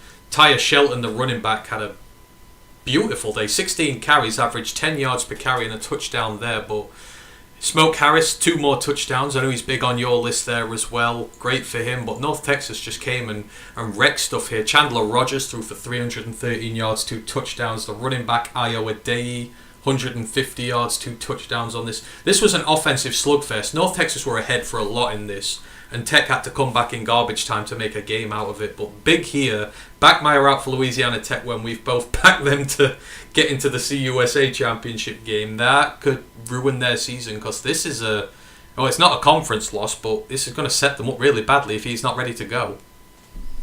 Yeah, I think that season's over if he's out. If he's going to miss a couple of weeks, I pretty much think their chances are blown. As I don't know the backup, but I don't overly trust him, if I'm completely honest. Like I say, one of the best receiving callers in the entire nation, LA Tech, but they need a quarterback to guide them. Like I say, they need someone with just a bit of experience. I don't know if their quarterback can offer that. And the defense, to fair, their defense absolutely blown. Like I say, their defense has not been good at all this season, LA Tech. That was just a flat-out shootout. And yeah, once Hank went out of the game, like I say, and then the game got away from them, they tried to make a fight of it in the end, but too little, too late. Yeah. Worrying times for Louisiana Tech there. Right, moving it on. So still got a few games to go through. We talk about them every week, right? They're getting better, and they're showing they can win games every which way. James Madison, I picked them. We both picked them to win this game against Troy, defending Sun Belt champions, but something just doesn't feel right about them this year. And the Dukes, even though they can't compete for it, just look really good. Low scorer, 16-14. But what it shows, they're not all about offense, right? When it needs to, this year, that defense looks like it's just moved up a little notch. I know Troy are not the barometers for it, but Kamani Vidal's a great running back. Gunnar Watson is a decent enough quarterback to get points on the board. And James Madison, they only scored 3 points in the second half, but defended resolutely. They look quite complete right now, because we know that offense is good and will put down points, but shown when it needs to, it will get down in the trenches and fight out a slugfest and get those nitty-gritty wins, the low scorers. Yeah, they're proving that they can win in both styles, which is the key. It's key for a team next year that basically next year they'll be like, it's title or bust. They've proven through 15 games of college football on FBS level that they might be the best team in the conference. And they're not even eligible yet. Like I say, everything that's been asked of them so far, offensively they've blown sides away, and then defensively, let's say this weekend, they proved they're up to their task. So, yeah, I'm comfortably saying they're the best. I'm comfortable to say they're best team in the conference. Like I say, so far for me, I've now seen that it's not close. But I've got to look forward a year, like I say, will they be as good when it actually matters? Mm-hmm. So, yeah, we've seen everything I need to, but hopefully it does continue. Troy, they probably won't be too upset about it. They did hold a very explosive offense to just 16 points. So I think they'll still be happy on the defensive side of the ball. But offense, they struggle, don't they? Yeah, they just struggle once again, like I say. And good defense wins championships, but it's not always enough.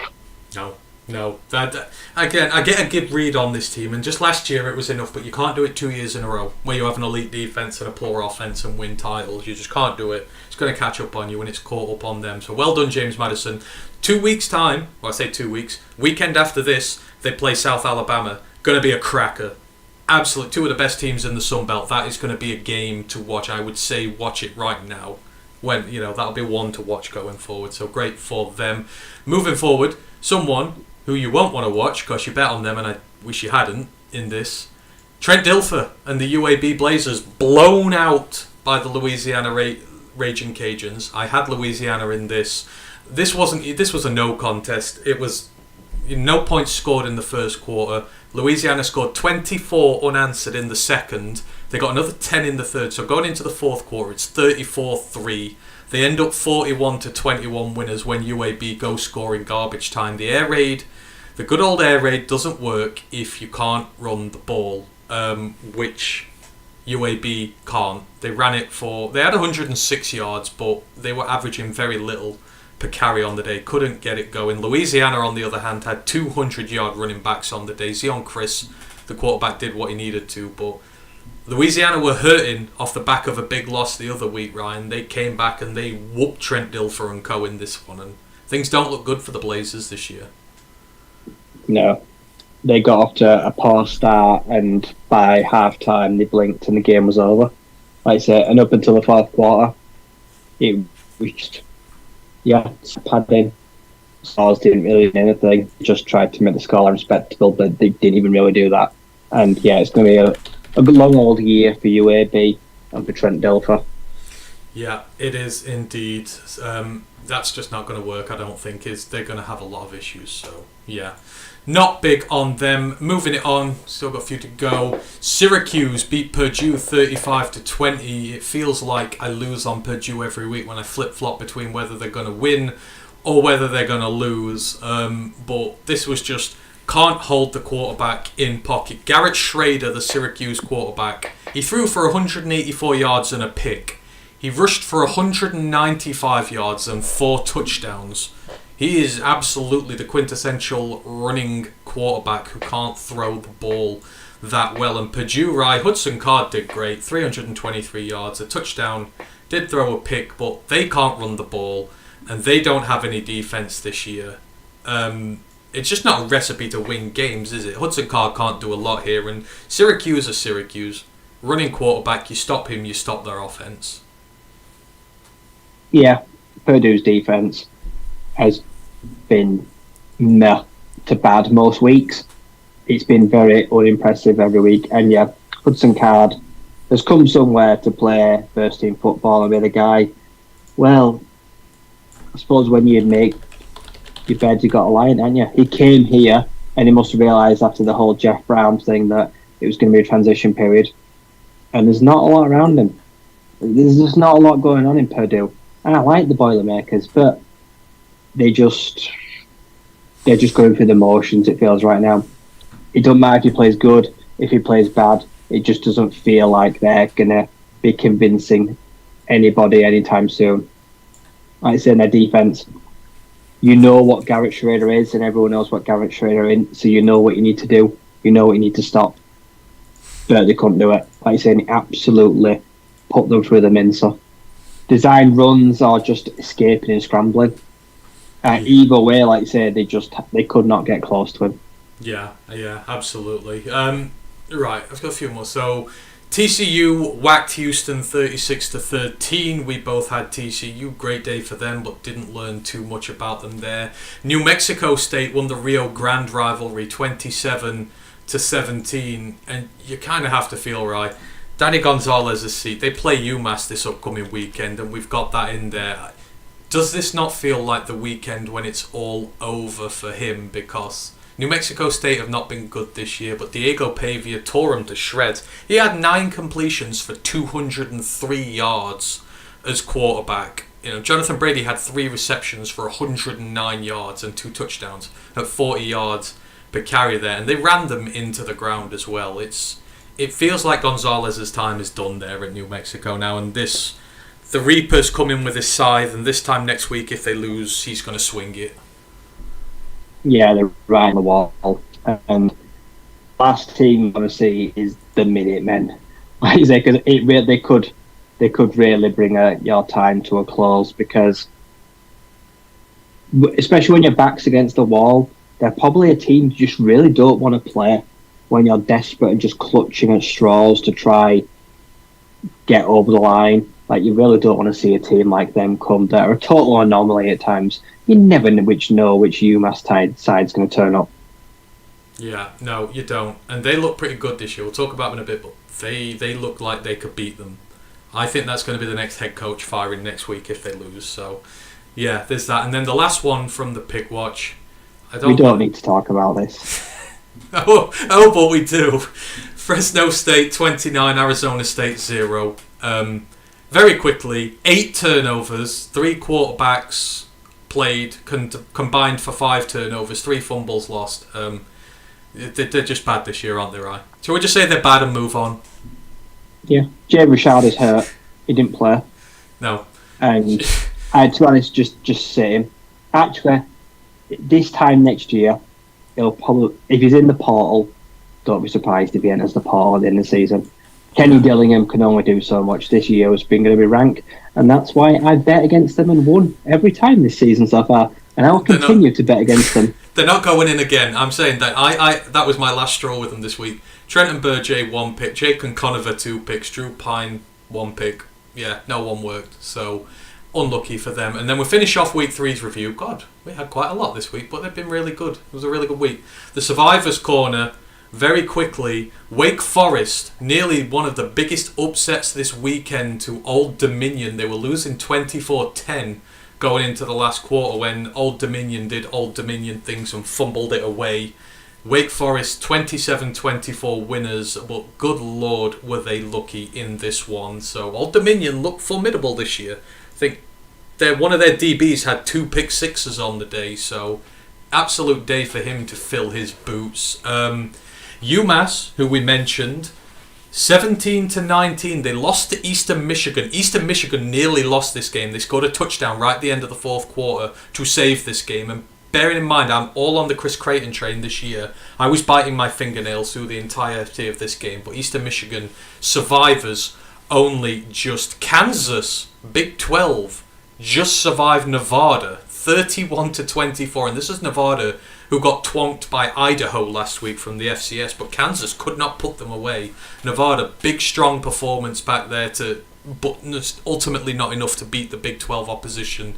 And speaking of Idaho, they were 17-0 up against Cal this weekend, Power 5 opposition, before succumbing 31-17. But Cal, awful from them. And Idaho, I don't know. I think they're ranked 3rd in the FCS at the minute from what I see, the Vandals. They could be in contention there this year, and there's one game we'll finish off with, but those 4, there's some teams can thank their lucky stars this week that they're not got a loss in the column. Yeah, a lot of them left it late. Most of those teams left it to the last drive or the last few minutes of the 4th quarter, and they just weren't able to save their blushes. And I hope we're going to talk about the team I want to talk about last, because I watched it, and they were absolutely dreadful, even in a win. I've left them for last. Is it a team that rhymes with? Oh, no, I don't know why I do this, but is it the Alabama Crimson Tide? Are they who you want to talk about? We will talk about the Alabama Crimson Tide. I would love to start by saying how good South Florida were. Daquan Evans, 4 tackles for loss and 3 sacks against an offensive line that should be NFL quality. He was absolutely brilliant. The Florida Bulls, they were brilliant. And up until, midway through the third or the fourth quarter, when they pulled away, it was 10-3 for 3 quarters. Yeah. And they just could not get anything going. That defense absolutely stifled Alabama in every sense of the word. I was so impressed. Yeah, absolutely. So as Ryan said, the Alabama Crimson Tide against USF, there was a rain delay in this because of thunder. They were off for ages, but USF were leading this up until about half time. I think they went in level at the half, and Bama, it was turnovers that got them there eventually with this game. But just look at some of this that went on. So Bama, they averaged 4.7 yards per game against UCF. That's 21st percentile. There's nothing there whatsoever. Explosive play rate was 3%. That was it. It was less than USF. USF had more. Third downs, they were only 37% on. And then USF's team, you talk about this, 14% havoc rate for them. They had, let me get it, 8 tackles for loss, 5 in the passing game, 3 against the rush, 5 sacks on this one against that Bama D-line. Now, Bama had a lot as well. They had 9 tackles for loss and 4 sacks. This game comes down to turnovers. The turnover look for Alabama was 16.4, and they only scored 17 points all game. So basically, every point they scored came from turnovers. USF had 6 turnovers. They had 5 fumbles, lost all of them, and 1 pick on the day where Bama got all their points from. I mean, the USF offense was not great, but Bama, everything's wrong. Quarterbacks look terrible. They've said Jalen Milroe's going to be the starter this week, but they've gone through 3 guys already, and I don't think they say that with any sense of trust about themselves. But like you said, the trenches. You against USF should not be struggling in the trenches on either side of the ball. The running backs couldn't run the ball. I think, how many carries did they have on the day? They had 235 yards on the ground. Oh, was that Alabama? Hang on, let me double check that. But they couldn't pass the ball. They couldn't move the chains. And that O-line got wrecked. We talked about this the other week, how they were losing the 5-star recruits and losing their seasoned veterans on this team. Y'all can't give up that much to a USF team. With all due respect, USF bullied them in parts for this. If they had a half-decent offense, they'd have lost. Yeah. Ultimately, this game came down to terrible conditions. The conditions were dreadful. Ball security. Like I say, it was like trying to hold a bar of soap. Like I say, unfortunately, they coughed it up every time. And USF will probably... I know it's weird, they had such a commendable performance, but they've probably been so mad at themselves knowing that they could have won that game. But they let it slip, literally. They put that game on a platter for a Crimson Tide team that does not believe. I don't want to hear anyone say the word, 4 seed. Absolutely nowhere should Alabama be in any contention this year to be anywhere near, even an outsider. They look poor. And not one of them quarterbacks do I trust. None of them have shown anything to warrant being a starter. Yeah, and the crazy thing is, South Florida had more time of possession in this game. Only by 2 minutes, but they kept the ball. I mean, I look at that Alabama offense. Roydell Williams is the only one I like.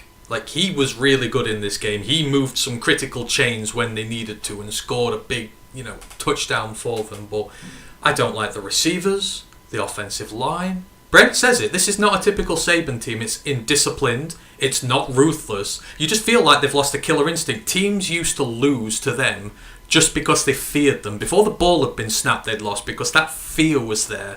Feels like the fear's gone now, doesn't it? Teams like Texas and Georgia have gone in there and beaten them, and everyone else is like, actually now, we can go in there. I'm not scared of their 5-star linemen. I'm not scared of their D-line. I'm happy to take shots at the secondary, which is awful.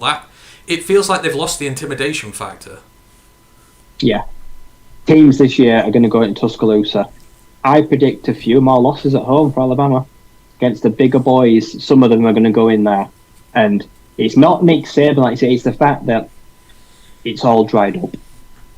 For once, that conveyor belt has just it's stopped, it's ended.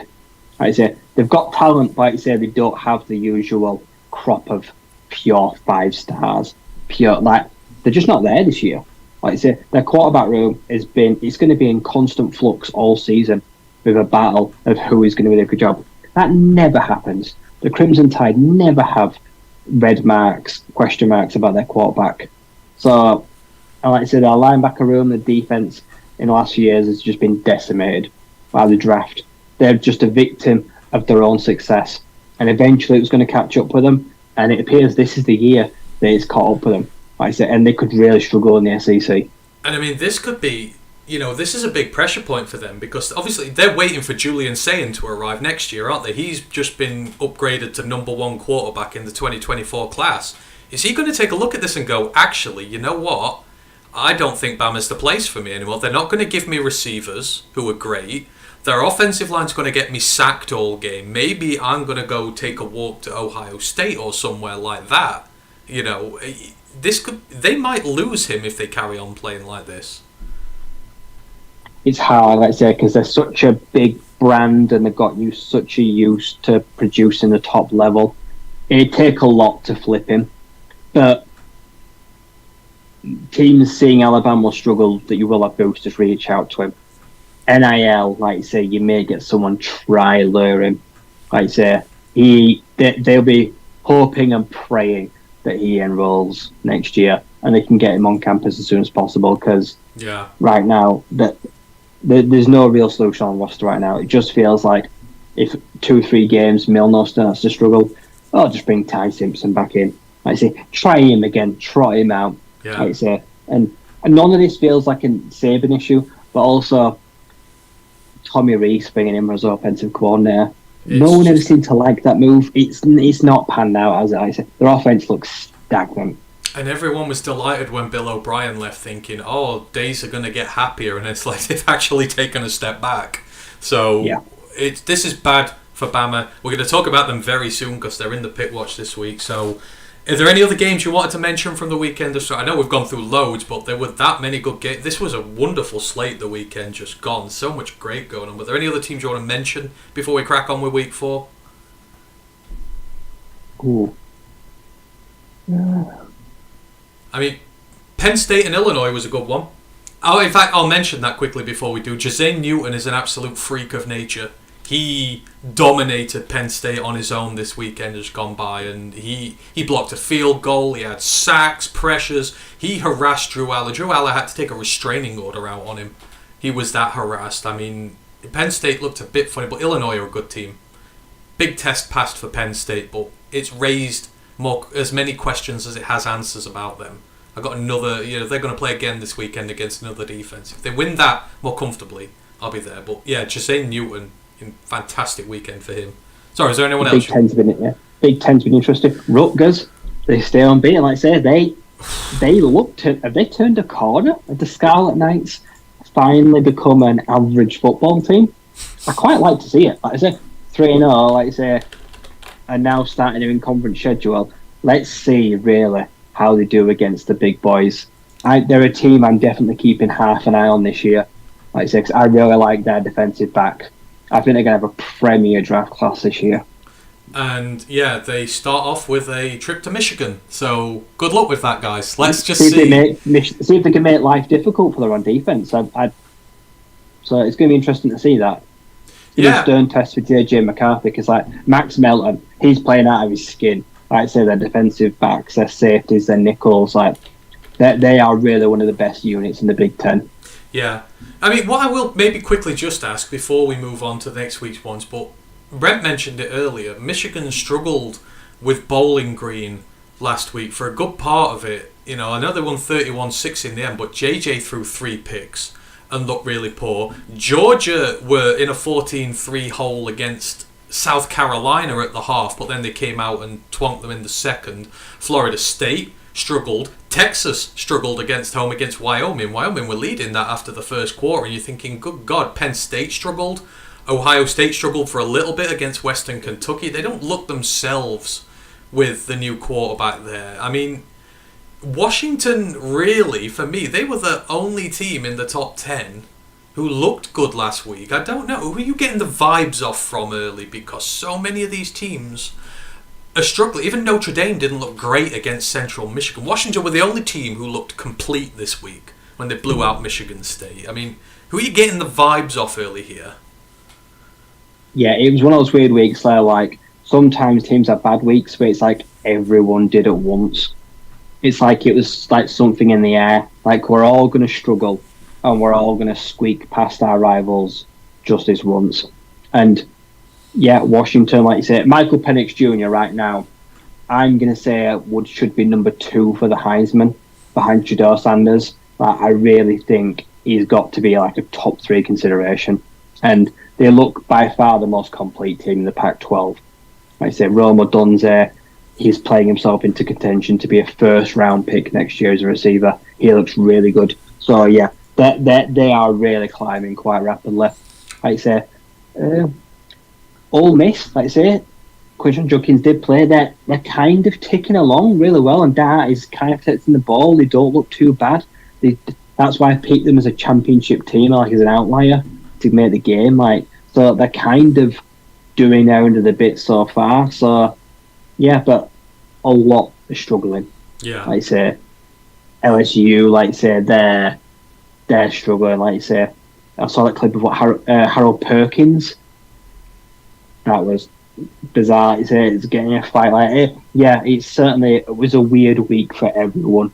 Yeah, I mean, when you're dropping Harold Perkins into coverage, I'd be getting annoyed if I was that good at edge rushing and they just were insisting on dropping me into coverage. Something we have a problem with the Lions at the minute. We're no strangers to that. But let's see how much you really believe in Ole Miss, and let's go forward to this week's slate of fixtures. So we're going to do the 10 pick watch ones first, and then we'll finish off just by talking about some of the others, because there are quite a few good ones this week. And I mean, this is tough this week, right? This is a lot of where we get the big marquee names that we've not had before, and this starts off, and if anyone in the comments whatever you want to put your picks in there as well, we'll see what consensus is. But we're going to start off with the massive game in the ACC this week. Florida State travelling to Death Valley to take on Clemson after that rotten performance against Boston College. Florida State are 3-0 on the season. They've wins over LSU, Southern Miss and Boston College. Clemson are 2-1 with wins over Charleston, Southern and Florida Atlantic, but of course they took that pounding from Duke in their opener. Clemson have won the last 7 in a row against the Noles, and you know, this includes 4 games getting played in Death Valley at that time. It's exactly a decade since Florida State pulled out a win here, and they've visited 4 times, as I say, in that period. Clemson have won 7 of their last 8 at home against the AP top 10 ranked teams. Obviously, Florida are ranked number 4 and Clemson are unranked for this. They're 41 of 42 in their last at home. The only loss came against South Carolina last year when South Carolina got ridiculously hot at the end of the year. This team, Cade Klubnik is having his troubles. He's a very new quarterback. He's having teething issues here, but he seems to have got better in recent weeks. Will Shipley's been his usual self at running back. They've got a good tandem at running back now, actually. The offensive line's been pretty good. Defense has been getting much better for them. It didn't look good against Duke, but that's getting there. They had some trouble with the kicker. They've canned their kicker for the season, and they're now playing a walk-on who arrived there 5 days ago. So might be interesting if this comes down to special teams. But for Clemson, their season's on the line here, Ryan. They've lost to Duke, and a loss to Florida State means, I mean, the playoffs will be out of contention. The ACC will be certainly difficult at this point with the likes of UNC and Duke hanging around in there with them. They've got to win this game. As for Florida State, they've got to show that last week was a fluke. Bad performance, because if they perform like they did against Boston College, Clemson are not great this year, but they'll drop 50 on them, like, quite happily, if they perform this badly, and they will lose. Who have you got? Clemson are just unbreakable at home. They are maybe the lesser of these two teams at the minute, but have Florida State got what it takes to get the big one, or are you going Clemson? No, I've not lost faith. I think Florida State bounced back. I think they snapped that 7-game losing streak. I think from what I've seen, last week will have kicked them up the arse, and they won't perform like that this week. I reckon John Travis goes in there and Keon Coleman. I reckon they have a monster game against that defense. See, I don't trust Cade Klubnik yet either. I just think this is going to be the biggest spotlight he's been in, and I feel like it will get too big for him.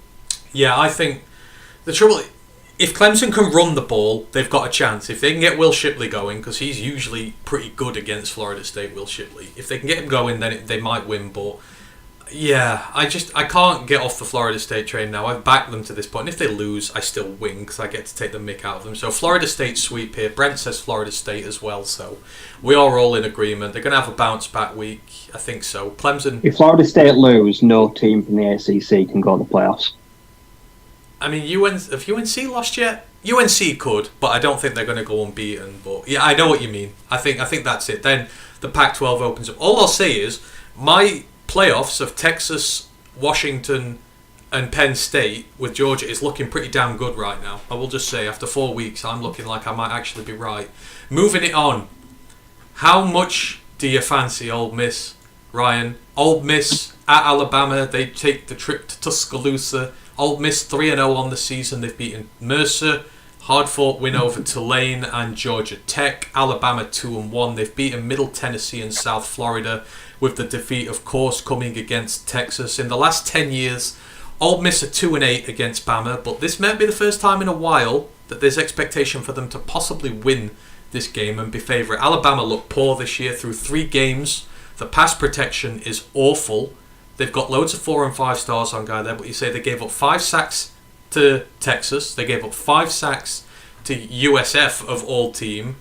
And Bama quarterbacks, they only threw for 50 passes in those games. The ball carriers are averaging just 4.4 yards on the ground. They only got 3.1 yards per carry against Texas. And, Jalen Milroe's been poor. You take out his 2 touchdown passes in that game. He went 12 of 25 for 167 yards and 2 picks. Ole Miss, on the other hand, Jackson Dart, he's doing all right. I know we've never crowned him as the guy, but he's thrown 8 touchdowns to 1 interception. Quinshon Junkins hasn't really got going yet. He's going at 4.3 yards per carry, but they've got the ground game. They've got the receivers. I believe finally that Thingy's back at wide receiver, the UTSA, Zachary Franklin. I think he's back for this, yet they've not really missed him in the game. They've got a powerful offense here, ready to pick on Alabama. Are you ready to call Lane Kiffin's number over Nick Saban in this SEC beatdown, or are Bama just going to find a way to somehow look their way into a win? Red Bulls are going to pound them. I think Ole Miss are going to absolutely drop a hammer on them. I think they're going to rinse that defense completely. Judkins is going off. I reckon Judkins are going at least 120 yards rushing. And Jackson Dart is going to make a name for himself. Oh, I love it. Like I say, this is ranked. This is Alabama 13th, Ole Miss 15th. Brent agrees with you. He says Ole Miss. Let's do it. Panel goes for an Ole Miss sweep. They come up with what would be the upset. And this is the... Do you think this legitimises Jackson Dart if he can go to Tuscaloosa and win, like it kind of has done with Quinn Ewers at Texas? Could this be the game where the doubts finally start to go about him? No, I won't think that much of Jackson Dart, even if he does go out and torch them. I just think this is a Bama team you should be beating. Okay. I just don't think it'll tell me everything I need to know about him. But if he does it obviously it's a bad environment to play in. I say it's difficult, but yeah, I think this is an Ole Miss side that should be beating this Alabama side. All right, so we are all in agreement so far through 2. That is great. New Mexico at UMass. I've put this in. This is the toilet bowl game. You've got to throw this in here because no one ever knows what to think. New Mexico 1-2 on the season. They've beaten Tennessee Tech, but they've lost to Texas A&M and New Mexico State. UMass are 1-3 on the season. They opened up with a win over New Mexico State, but then they've lost to Auburn, the Miami Redhawks, and Eastern Michigan. But they've been weirdly competitive for a UMass team. They are not as bad as they've been in recent years. Danny Gonzalez, like I said, he's on a molten hot seat Brian Vincent sat there as his offensive coordinator, brought his own quarterback with him. You can't lose the Rio Grande Rivalry and UMass in 7 days. After 4 years in the job and survive, I think he's done if he loses. Don Brown, on the other hand, seems to have injected at least some part of life here into UMass, and it's at home. They'll be looking for win too. They'll want to start creeping towards a bowl game if they possibly can. Who have you got in the toilet bowl, Ryan? New Mexico or UMass? Give me UMass. How hard has that schedule been? That's an awful first 4 games. A Chris Crichton resurgent Eastern Michigan. Like I said, Auburn, New Mexico State, now back at home. Yeah, I think the Minutemen are going to win. I don't know if it'll be enough to get Gonzalez fired, but I reckon he'll be very perilous after he loses this week. Yeah, I think he'll be in a lot of bother at a minimum, but his seat will be one of the hottest in the country. Now that Neil Brown's won the Backyard Brawl, his seat is a little less hot. So I think Danny Gonzalez has overtaken him. UMass sweep again. Everybody in agreement. Brent says UMass. That's great. Let's go for it.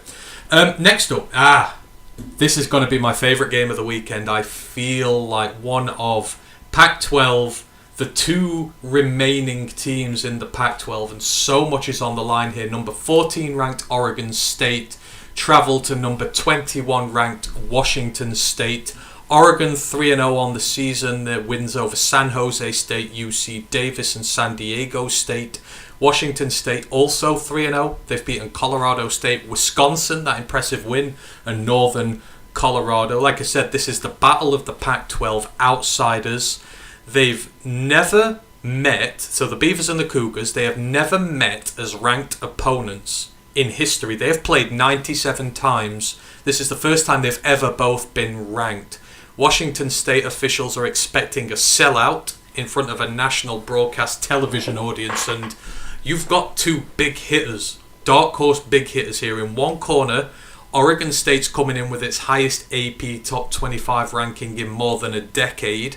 In the other, Washington State has returned to the rankings for the first time since Mike Leach left the program in 2019, and you've got battles all over the field here. So coaches, Jonathan Smith, he's the first coach to get Oregon State to a 10-win season in more than 15 years. He's a former Beaver quarterback, a good one at that. So Oregon State have got the hometown head coach really bringing them in there. You've got Jake Dickert, second year as Washington State head coach. He's bringing them to relevance in a really loaded Pac-12 conference. These are 2 really up-and-coming coaches here. At quarterback, you've got DJ Uiagalelei, resurgence after his Clemson days, coming up against Cameron Ward, who I have admired for a very long time since his Incarnate Word days. He has matured so much in his time at Washington State. This is a great quarterback battle there. And then you've got the teams themselves. So Washington State, they have the 7th ranked offense in the nation, and this is coming up against Oregon State's 12th ranked defense in the nation. So who wins out of that? I think Oregon State's offense is about 30th and Washington State's defense is 60th, so maybe a bit more of an imbalance there, Ryan. But these are 2 really impressive teams. Great starts to the season. Quarterbacks who are confident in form. Oregon State maybe the more physical of the 2 teams, but Washington State got a lot of finesse to them. They beat down Wisconsin twice, which is not easy to do in terms of the physicality of a game. I'm just looking forward to seeing this. I don't know if I care who wins, but who have you got in this one? Oregon State on the road, sellout, TV cameras. Who shines under the lights? See, I've watched Oregon State. I watched them against San Jose State. They were good, but they've had a cupcake schedule. I think they're inflated. I think this is their first test, and I think they fall short.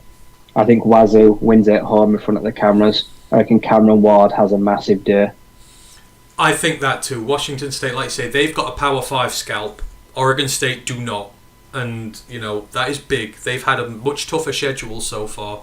Washington State. I've got Washington State winning as well. Brent has. All 3 of us are agreed on all of these picks so far. I think the sky's about to fall in, but hey-ho. Let's enjoy it whilst we can. Rolling on with the great games here. So going into the Big 12, BYU at Kansas. BYU 3-0 on the season. Wins over Sam Houston, Southern Utah and Arkansas. Kansas 3-0 with wins over Missouri State, Illinois, and Nevada. So kind of pretty similar schedules. Both got an FCS win, both got a couple of decent FBS scalps. It's the first meeting of these teams since 1992 and BYU's first ever Big 12 game. This is also another game that's going to be played in front of a sellout crowd. And Kansas, this is the second year in a row they've started 3-0. This time last year they got College Game Day when TCU came to town, and they ended up losing that one, losing their unbeaten start. But Jalen Daniels is back. He's healthy. He threw for 300 yards the other day against Nevada, looked great. Devin Neal at running back is a stud. I think he had like 3 or 4 touchdowns in that game. The defense has been pretty decent for the most part, whereas BYU, they're rediscovering that physical identity, that running the ball, like kicking people in the face type thing. And if you can keep the ball long, sustained drives away from that Kansas offense, they've got a chance. And a big statement win over Arkansas they're just coming off. So who have you got in the battle of the Big 12, right? BYU on the road at Kansas. I'm going to go with Kansas in a tight one, probably in a high scorer, because I think I prefer Jalen Daniels to Caden Slovis, to be honest. I just feel like they've got a better quarterback situation. Yeah, it sounds like the biggest cop-out in the world ever for this, but I'm the same. I like the quarterback better here. I like Jalen Daniels better. I want Kansas to succeed.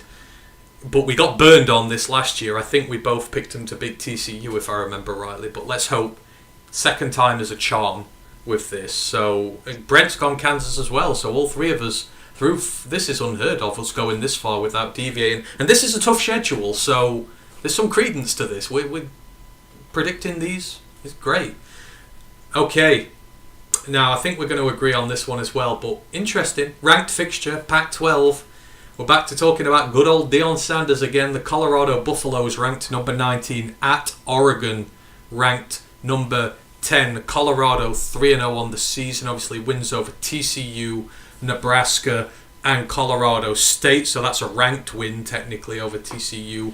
Oregon, they've had a cupcake schedule so far, 3-0 on the year with wins over Portland State, Texas Tech, and Hawaii. But big to note here, the only game they've played against credible FBS opposition, they nearly lost to Texas Tech.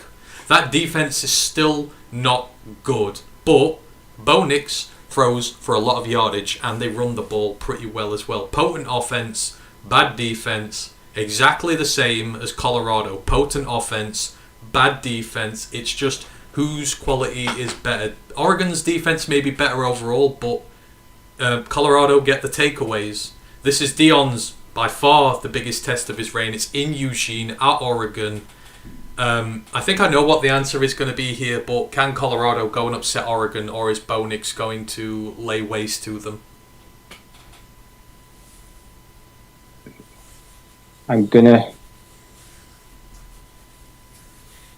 This comes down to which quarterback do I think can keep playing at such a high level for the whole game. I think, Oregon's defense is better, but I think Colorado defense can generate multiple turnovers, and Bo Nix has sometimes been sloppy. I'm gonna take Colorado in like 100-point game. I just see no defense or like pick sixes. I think Deion Sanders just goes wild. Oh, see, you've put it out there now. You're making me think about it. I mean, Bo's not thrown a pick this year, but we all know how culpable he is to it. This is the problem I have. I think it's going to be a very high-scoring game. I think they're massive scoring. I'd take the over on 100 points if we were going to do it. That's how much I think it's going to be. It's like I say, who can get the most takeaways? Shadur for the most part. They're both great at ball security, and he's got more weapons. He's got like 4 bona fide weapons, even without Travis Hunter. It's just, can they run the ball? I don't see that offense. I don't see that wide receiver room in Oregon. It just doesn't do much for me. No, that's the thing. There's just more offensive weapons in there. It's in Eugene, and Oregon really, that game against Texas Tech, they struggled. They just outright struggled, and it took a turnover right at the end for them to get away from it. I think I'm going to go with you. I think I'm going to go Colorado as well. Colorado sweep here, and I've just learnt not to bet against him now. But it's just the matchups where it matters. I just think they will get some turnovers on Bo Nix, and Shedeur will keep it quite a clean game. So, wow, surprising Colorado sweep there. Didn't think that one was going to happen. Next, we've got ACC action. UNC, ranked number 17, at Pittsburgh. UNC 3-0 on the season. They've beaten South Carolina, Appalachian State and Minnesota. Didn't look great in that either. Pittsburgh 1-2 on the season. They won over Wofford, the FCS team, but then successive defeats to Cincinnati and West Virginia. But this is at Pittsburgh. We know Pat Narduzzi's teams are good. They're going to have a bounce back sooner rather than later. And Drake May has not been convincing so far. He's been throwing picks out like they're candy, whilst throwing touchdowns as well. But UNC have struggled against App State, and they didn't look the best against Minnesota. Just our Greek friend Kaliak Manis kept throwing picks to them. Who have you got here, Ryan? I watched the Minnesota game, and like I say, they made life really hard. Kyler Newbin, the safety, the defensive backs were really good. And UNC were lucky because, like I say, Kalamanakis got hurt. His backup came in. Power was told, don't do anything stupid. Threw an interception straight away. Yeah. First throw, tosses a pick, and then the game changed. But it took them ages to put the Golden Gophers away. They weren't sure. But this is Pittsburgh we're talking about. This is Bill Jerkovic. UNC will win comfortably. But that does not mean Drake May will enamour me. It just means that Pittsburgh are just bad in all the wrong places. I mean, UNC will win comfortably, but they're not going to convince me. I mean, I would place the over at interceptions in this game at 5, and I would bet the over. Both of them are throwing picks like there's no man's business, and both teams have got DBs who are very pass-catch happy this year. See, this is where I would make stupid decisions. But UNC can run the ball. Amari and Hampton. Yeah, this is where I would make stupid picks in the past, and I would say I'd say Pittsburgh at home, but I think UNC, Amari and we know UNC are that much better when they got the running back in with them, and Amari and Hampton looks legit, and something just doesn't look right with Narduzzi's team this year. So I think I might regret this, but I'm going UNC as well. Brent's gone Pittsburgh and Oregon, so we've diverged from him completely now, so everything's not going crazy. So yeah, we got that one there. UNC sweep for us. Ooh, these just get better and better this week. Ohio State ranked number 6 at Notre Dame, ranked number 9. Ohio State 3-0 on the season. They've wins over Indiana, where they look bad, Youngstown State and Western Kentucky. Notre Dame are 4-0. They played week 0. They've beaten Navy, Tennessee State, NC State, and Central Michigan, who did hang with them for some time. Now, Notre Dame, they've been rotten in big fixtures like this in previous years. I think there's something like 1-9 in the last 10 when it comes to facing these big oppositions. However, they've never had a quarterback like Sam Hartman, not in recent years, who is an absolute game changer when it comes to these high profile environments. They are running the ball well this year. Yeah, Audric Estime, a baller. Yeah, he is running the ball really well, and Sam Hartman has got that passing offense going, unlike anything we've seen in recent years. He's over 1,000 yards already. He's got 13 touchdowns, no interceptions. He's not turning the ball over. This Notre Dame team are not turning the ball over. And Ohio State, I just do not believe one bit in this team. I just think they are utter frauds. They struggled week 1 to put away a piss-poor Indiana team. And McCord, even though he teed off on Western Kentucky, who've never had a good passing defense for as long as I can remember, I just not settled by him at all. Now, I know Ohio State killed them last year in the reverse fixture, but Notre Dame feel a bit different this year, right? Do they have what it takes to finally snap this streak and take one down on Ohio State? Well, Notre Dame this year have got one of the best linebacking pairs in the nation. Like I say, best left tackle. Got Tommy Eichenberg. I know, they've got Eichenberg on the High State defense, like Jack Sawyer. But on the other side, you've got JT Bertrand. who's been one of the best linebackers in the nation so far, and their defense has been really stout. And they've also got the ex-Ohio State defensive lineman, Jean-Baptiste. So he's going back to his old team, and he's done really well. He's big. Do you know what? Give me Notre Dame in a shootout. The run game could really be the difference here, because I'm yet to see Ohio State really run the ball. Has Travion Henderson had a massive game yet this year? Or Mian Williams was getting some of the carry. I think Mian Williams did the stuff against Indiana. Let me just quickly get it up here, just so we can go into this one. Feels like Travion Henderson has become such an afterthought. Is he hurt or?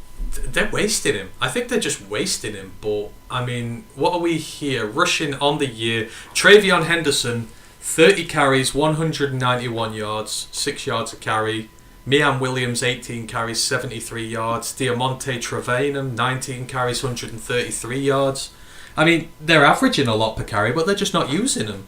They seem to be just using McCord instead. But they've got 5 guys over 100 receiving yards already. Malvin Harrison's at 300, but yeah, he'll have a massive game, but I think he can't do it on his own. No, give me Golden Gophers. Give me the Golden Helmets. The Fighting Irish. I just don't want to bet against Ryan Day, because I know that he'll kick me in the ass and they'll win. But I genuinely think they are a legit bad team this year, Ohio State. They just don't look anything like they normally do, and I think Notre Dame do look legit. So I'm with you. Notre Dame sweep. Brent's on the Notre Dame train as well. So yeah, we're back to ways thinking apart there, and then these just get better and better. UCLA ranked 22 at Utah. Ranked 11. UCLA 3-0 on the season. Wins over Coastal Carolina, San Diego State, North Carolina State. Utah 3-0 on the season. They've beaten Florida, Baylor, and Weber State. Now, Cam Rising is back though, apparently. Cam Rising is back, and Utah have 2 Power 5 scalps, including Florida and Baylor.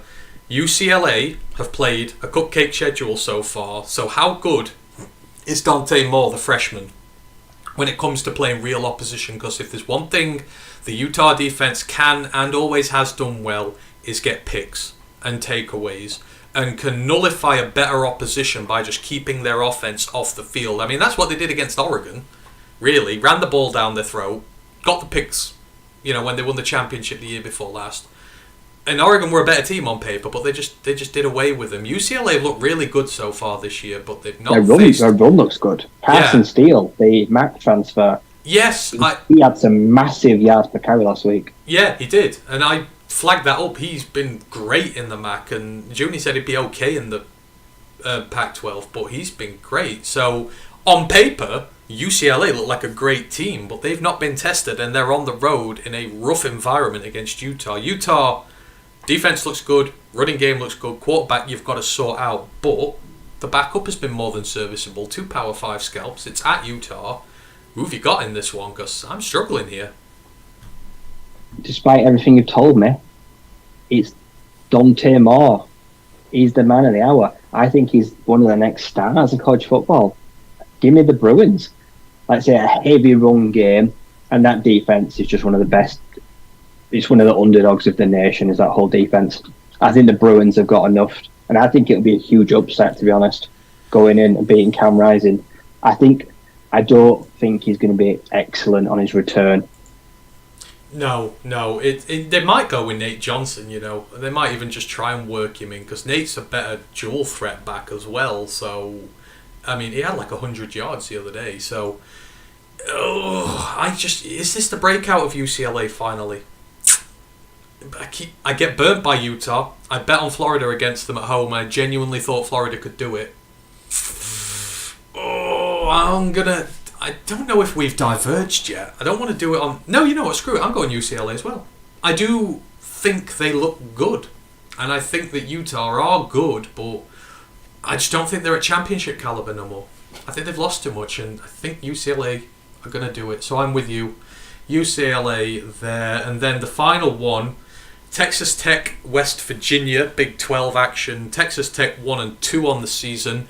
Only win this season has come against Tarleton State. They've lost to Wyoming and Oregon, but only just to Oregon. Very valiant performance there.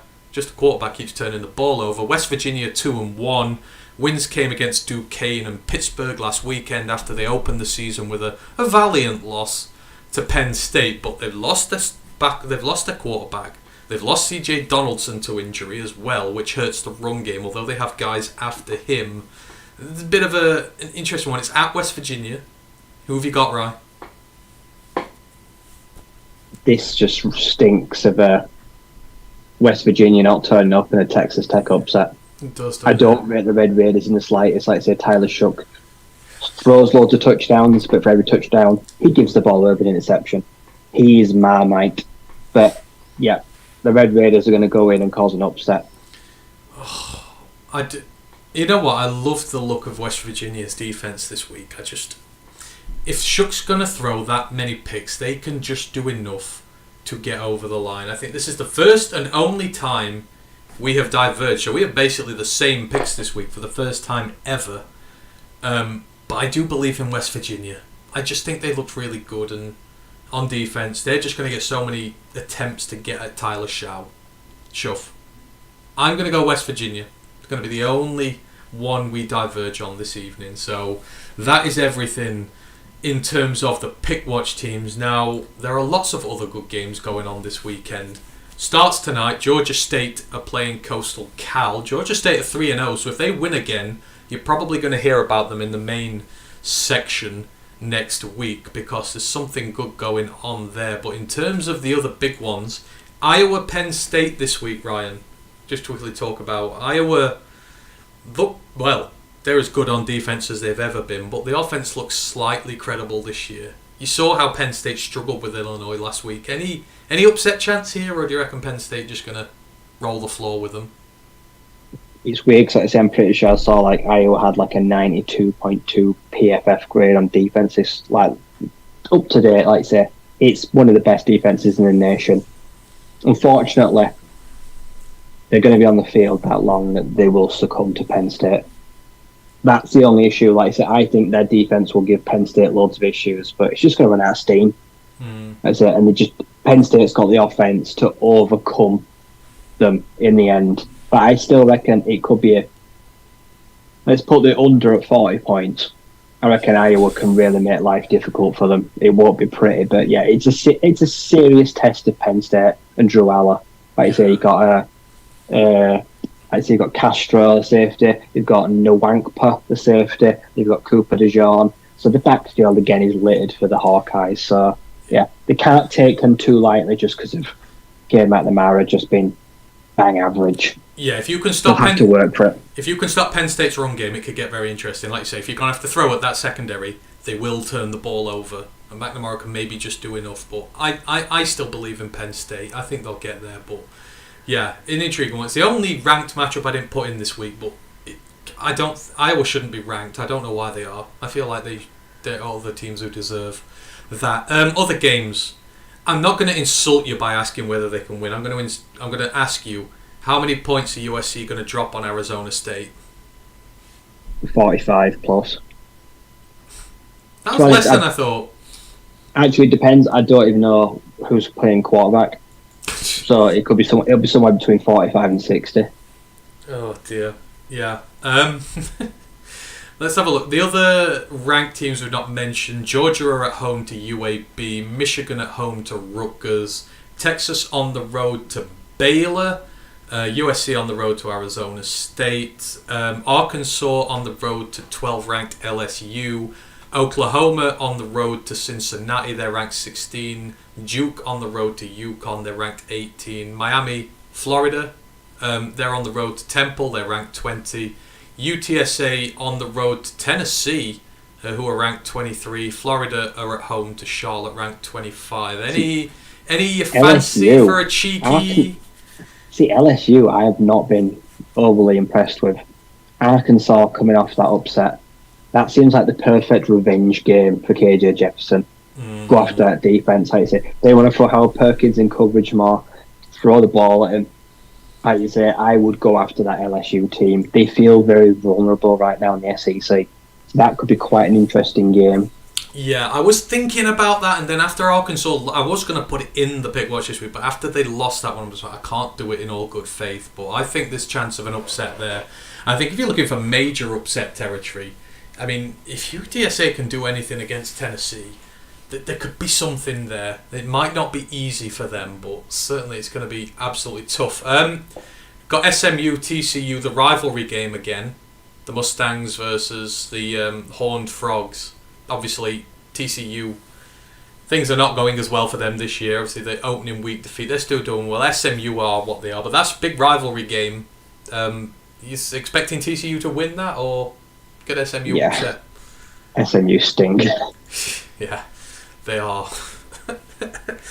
I bet Tanner Mordecai wishes he was still there, though. He's terrible. Yeah, no. If he did, I'd probably bet on them to win that, but he's not, so, yeah. Hang on, just Battle of the Vanderbilt at home to Kentucky. SEC, bottom of the barrel. Could this be another win for Vandy on the schedule? It could be, because the life for it's not gone exactly well, has it, for Devin Leary at the start of Kentucky career? No. I don't know why he went there, to be honest. Yeah. I don't rate the Wildcats whatsoever. I feel like AJ Swan could go and have himself a day if he wants to. Yeah, I think he could, absolutely. I think there is the possibility of an upset there. A few others going on. James Madison away at Utah State. In fact, no, let's end this show, because I've been going a while, so let's wrap it up. The game of the week here for me, where the hell's it just gone? We've got to go on this. Oklahoma State on the road to Iowa State, Ryan. Two behemoths. Oh, God. Shall we do an over-under for this? How low's your over-under going to be for this? Iowa State, Oklahoma State. I'm going to say 22, and I'll pick the under. I'm going to take an Iowa State upset. I think the freshman Bet is going to have a massive day. What would your over-under be for this one? I don't think there's going to be any points in it whatsoever. Under, 37. Oklahoma State, they're going to play three quarterbacks again and struggle. It's going to be a long old day for the Cowboys. Oh, it is indeed. Right, let's wrap it up there, because we've been going a long time, but we had some great action in week 3 which we needed to talk about. There's so many fixtures this week. We only get one show a week to do it, so sometimes they go long, but there's a lot to talk about. So thank you to everyone who's joined us this evening. Really appreciate you all. If you've got any questions you want to quickly get in before we go, please put them in just as I go through all the next shows and stuff. So the main Roar of the Lions UK podcast, the Atlanta Falcons preview, will be coming up very soon. I think it'll be Saturday. Like I said, with Matt away, it's just the schedule's gone a bit topsy-turvy because I'm having to prep all the shows and I'm still trying to sort of guest out for it. So we will do one. We'll probably be your way Saturday there, and then me and Ryan will be back in a week with the college pod. I mean, God, there'll be a lot to talk about next week as well, as there always is. Reviewing week 4, going ahead to week 5. Don't forget, as always, if there's players, position groups you want us to do scouting on, bits like that, because we know a lot, let us know and we'll do it for you. We take requests all year round, so we honestly don't mind if you do that. You can find us all over on the internet, Roar of the Lions UK, YouTube, Twitch, Facebook. Our group is Roar of the Lions UK, and our group is Detroit Lions Fans UK, One Pride Worldwide. The website, don't forget to check that out, roarofthelionsuk.com. Ash puts his preview articles up every week, so go check them out. He'll give you the latest of all the stats and that you need to know about the week's upcoming game for the Lions. The guys will be back on Sunday as well, doing the live watch along. Matt will literally just be back off holiday, so it might start a little later than usual, but bear with him. He'll be fresh off the plane and just got home by the time they do the reaction show for the Falcons game, but they will be there, so come ahead, join them, show them support. They love to do their commentary on there, and they're pretty damn good at it. So, and of course you can follow along with me on Twitter, because I will be doing the Twitter stream as well, which is always good fun. No questions in there, so that is us done. Thank you ever so much, Rye, as always, and to Hank for making his appearance earlier as well. We shall see you again over the weekend and for the Falcons game, but until then, have a great day, enjoy yourselves, and we will see you soon. One Pride.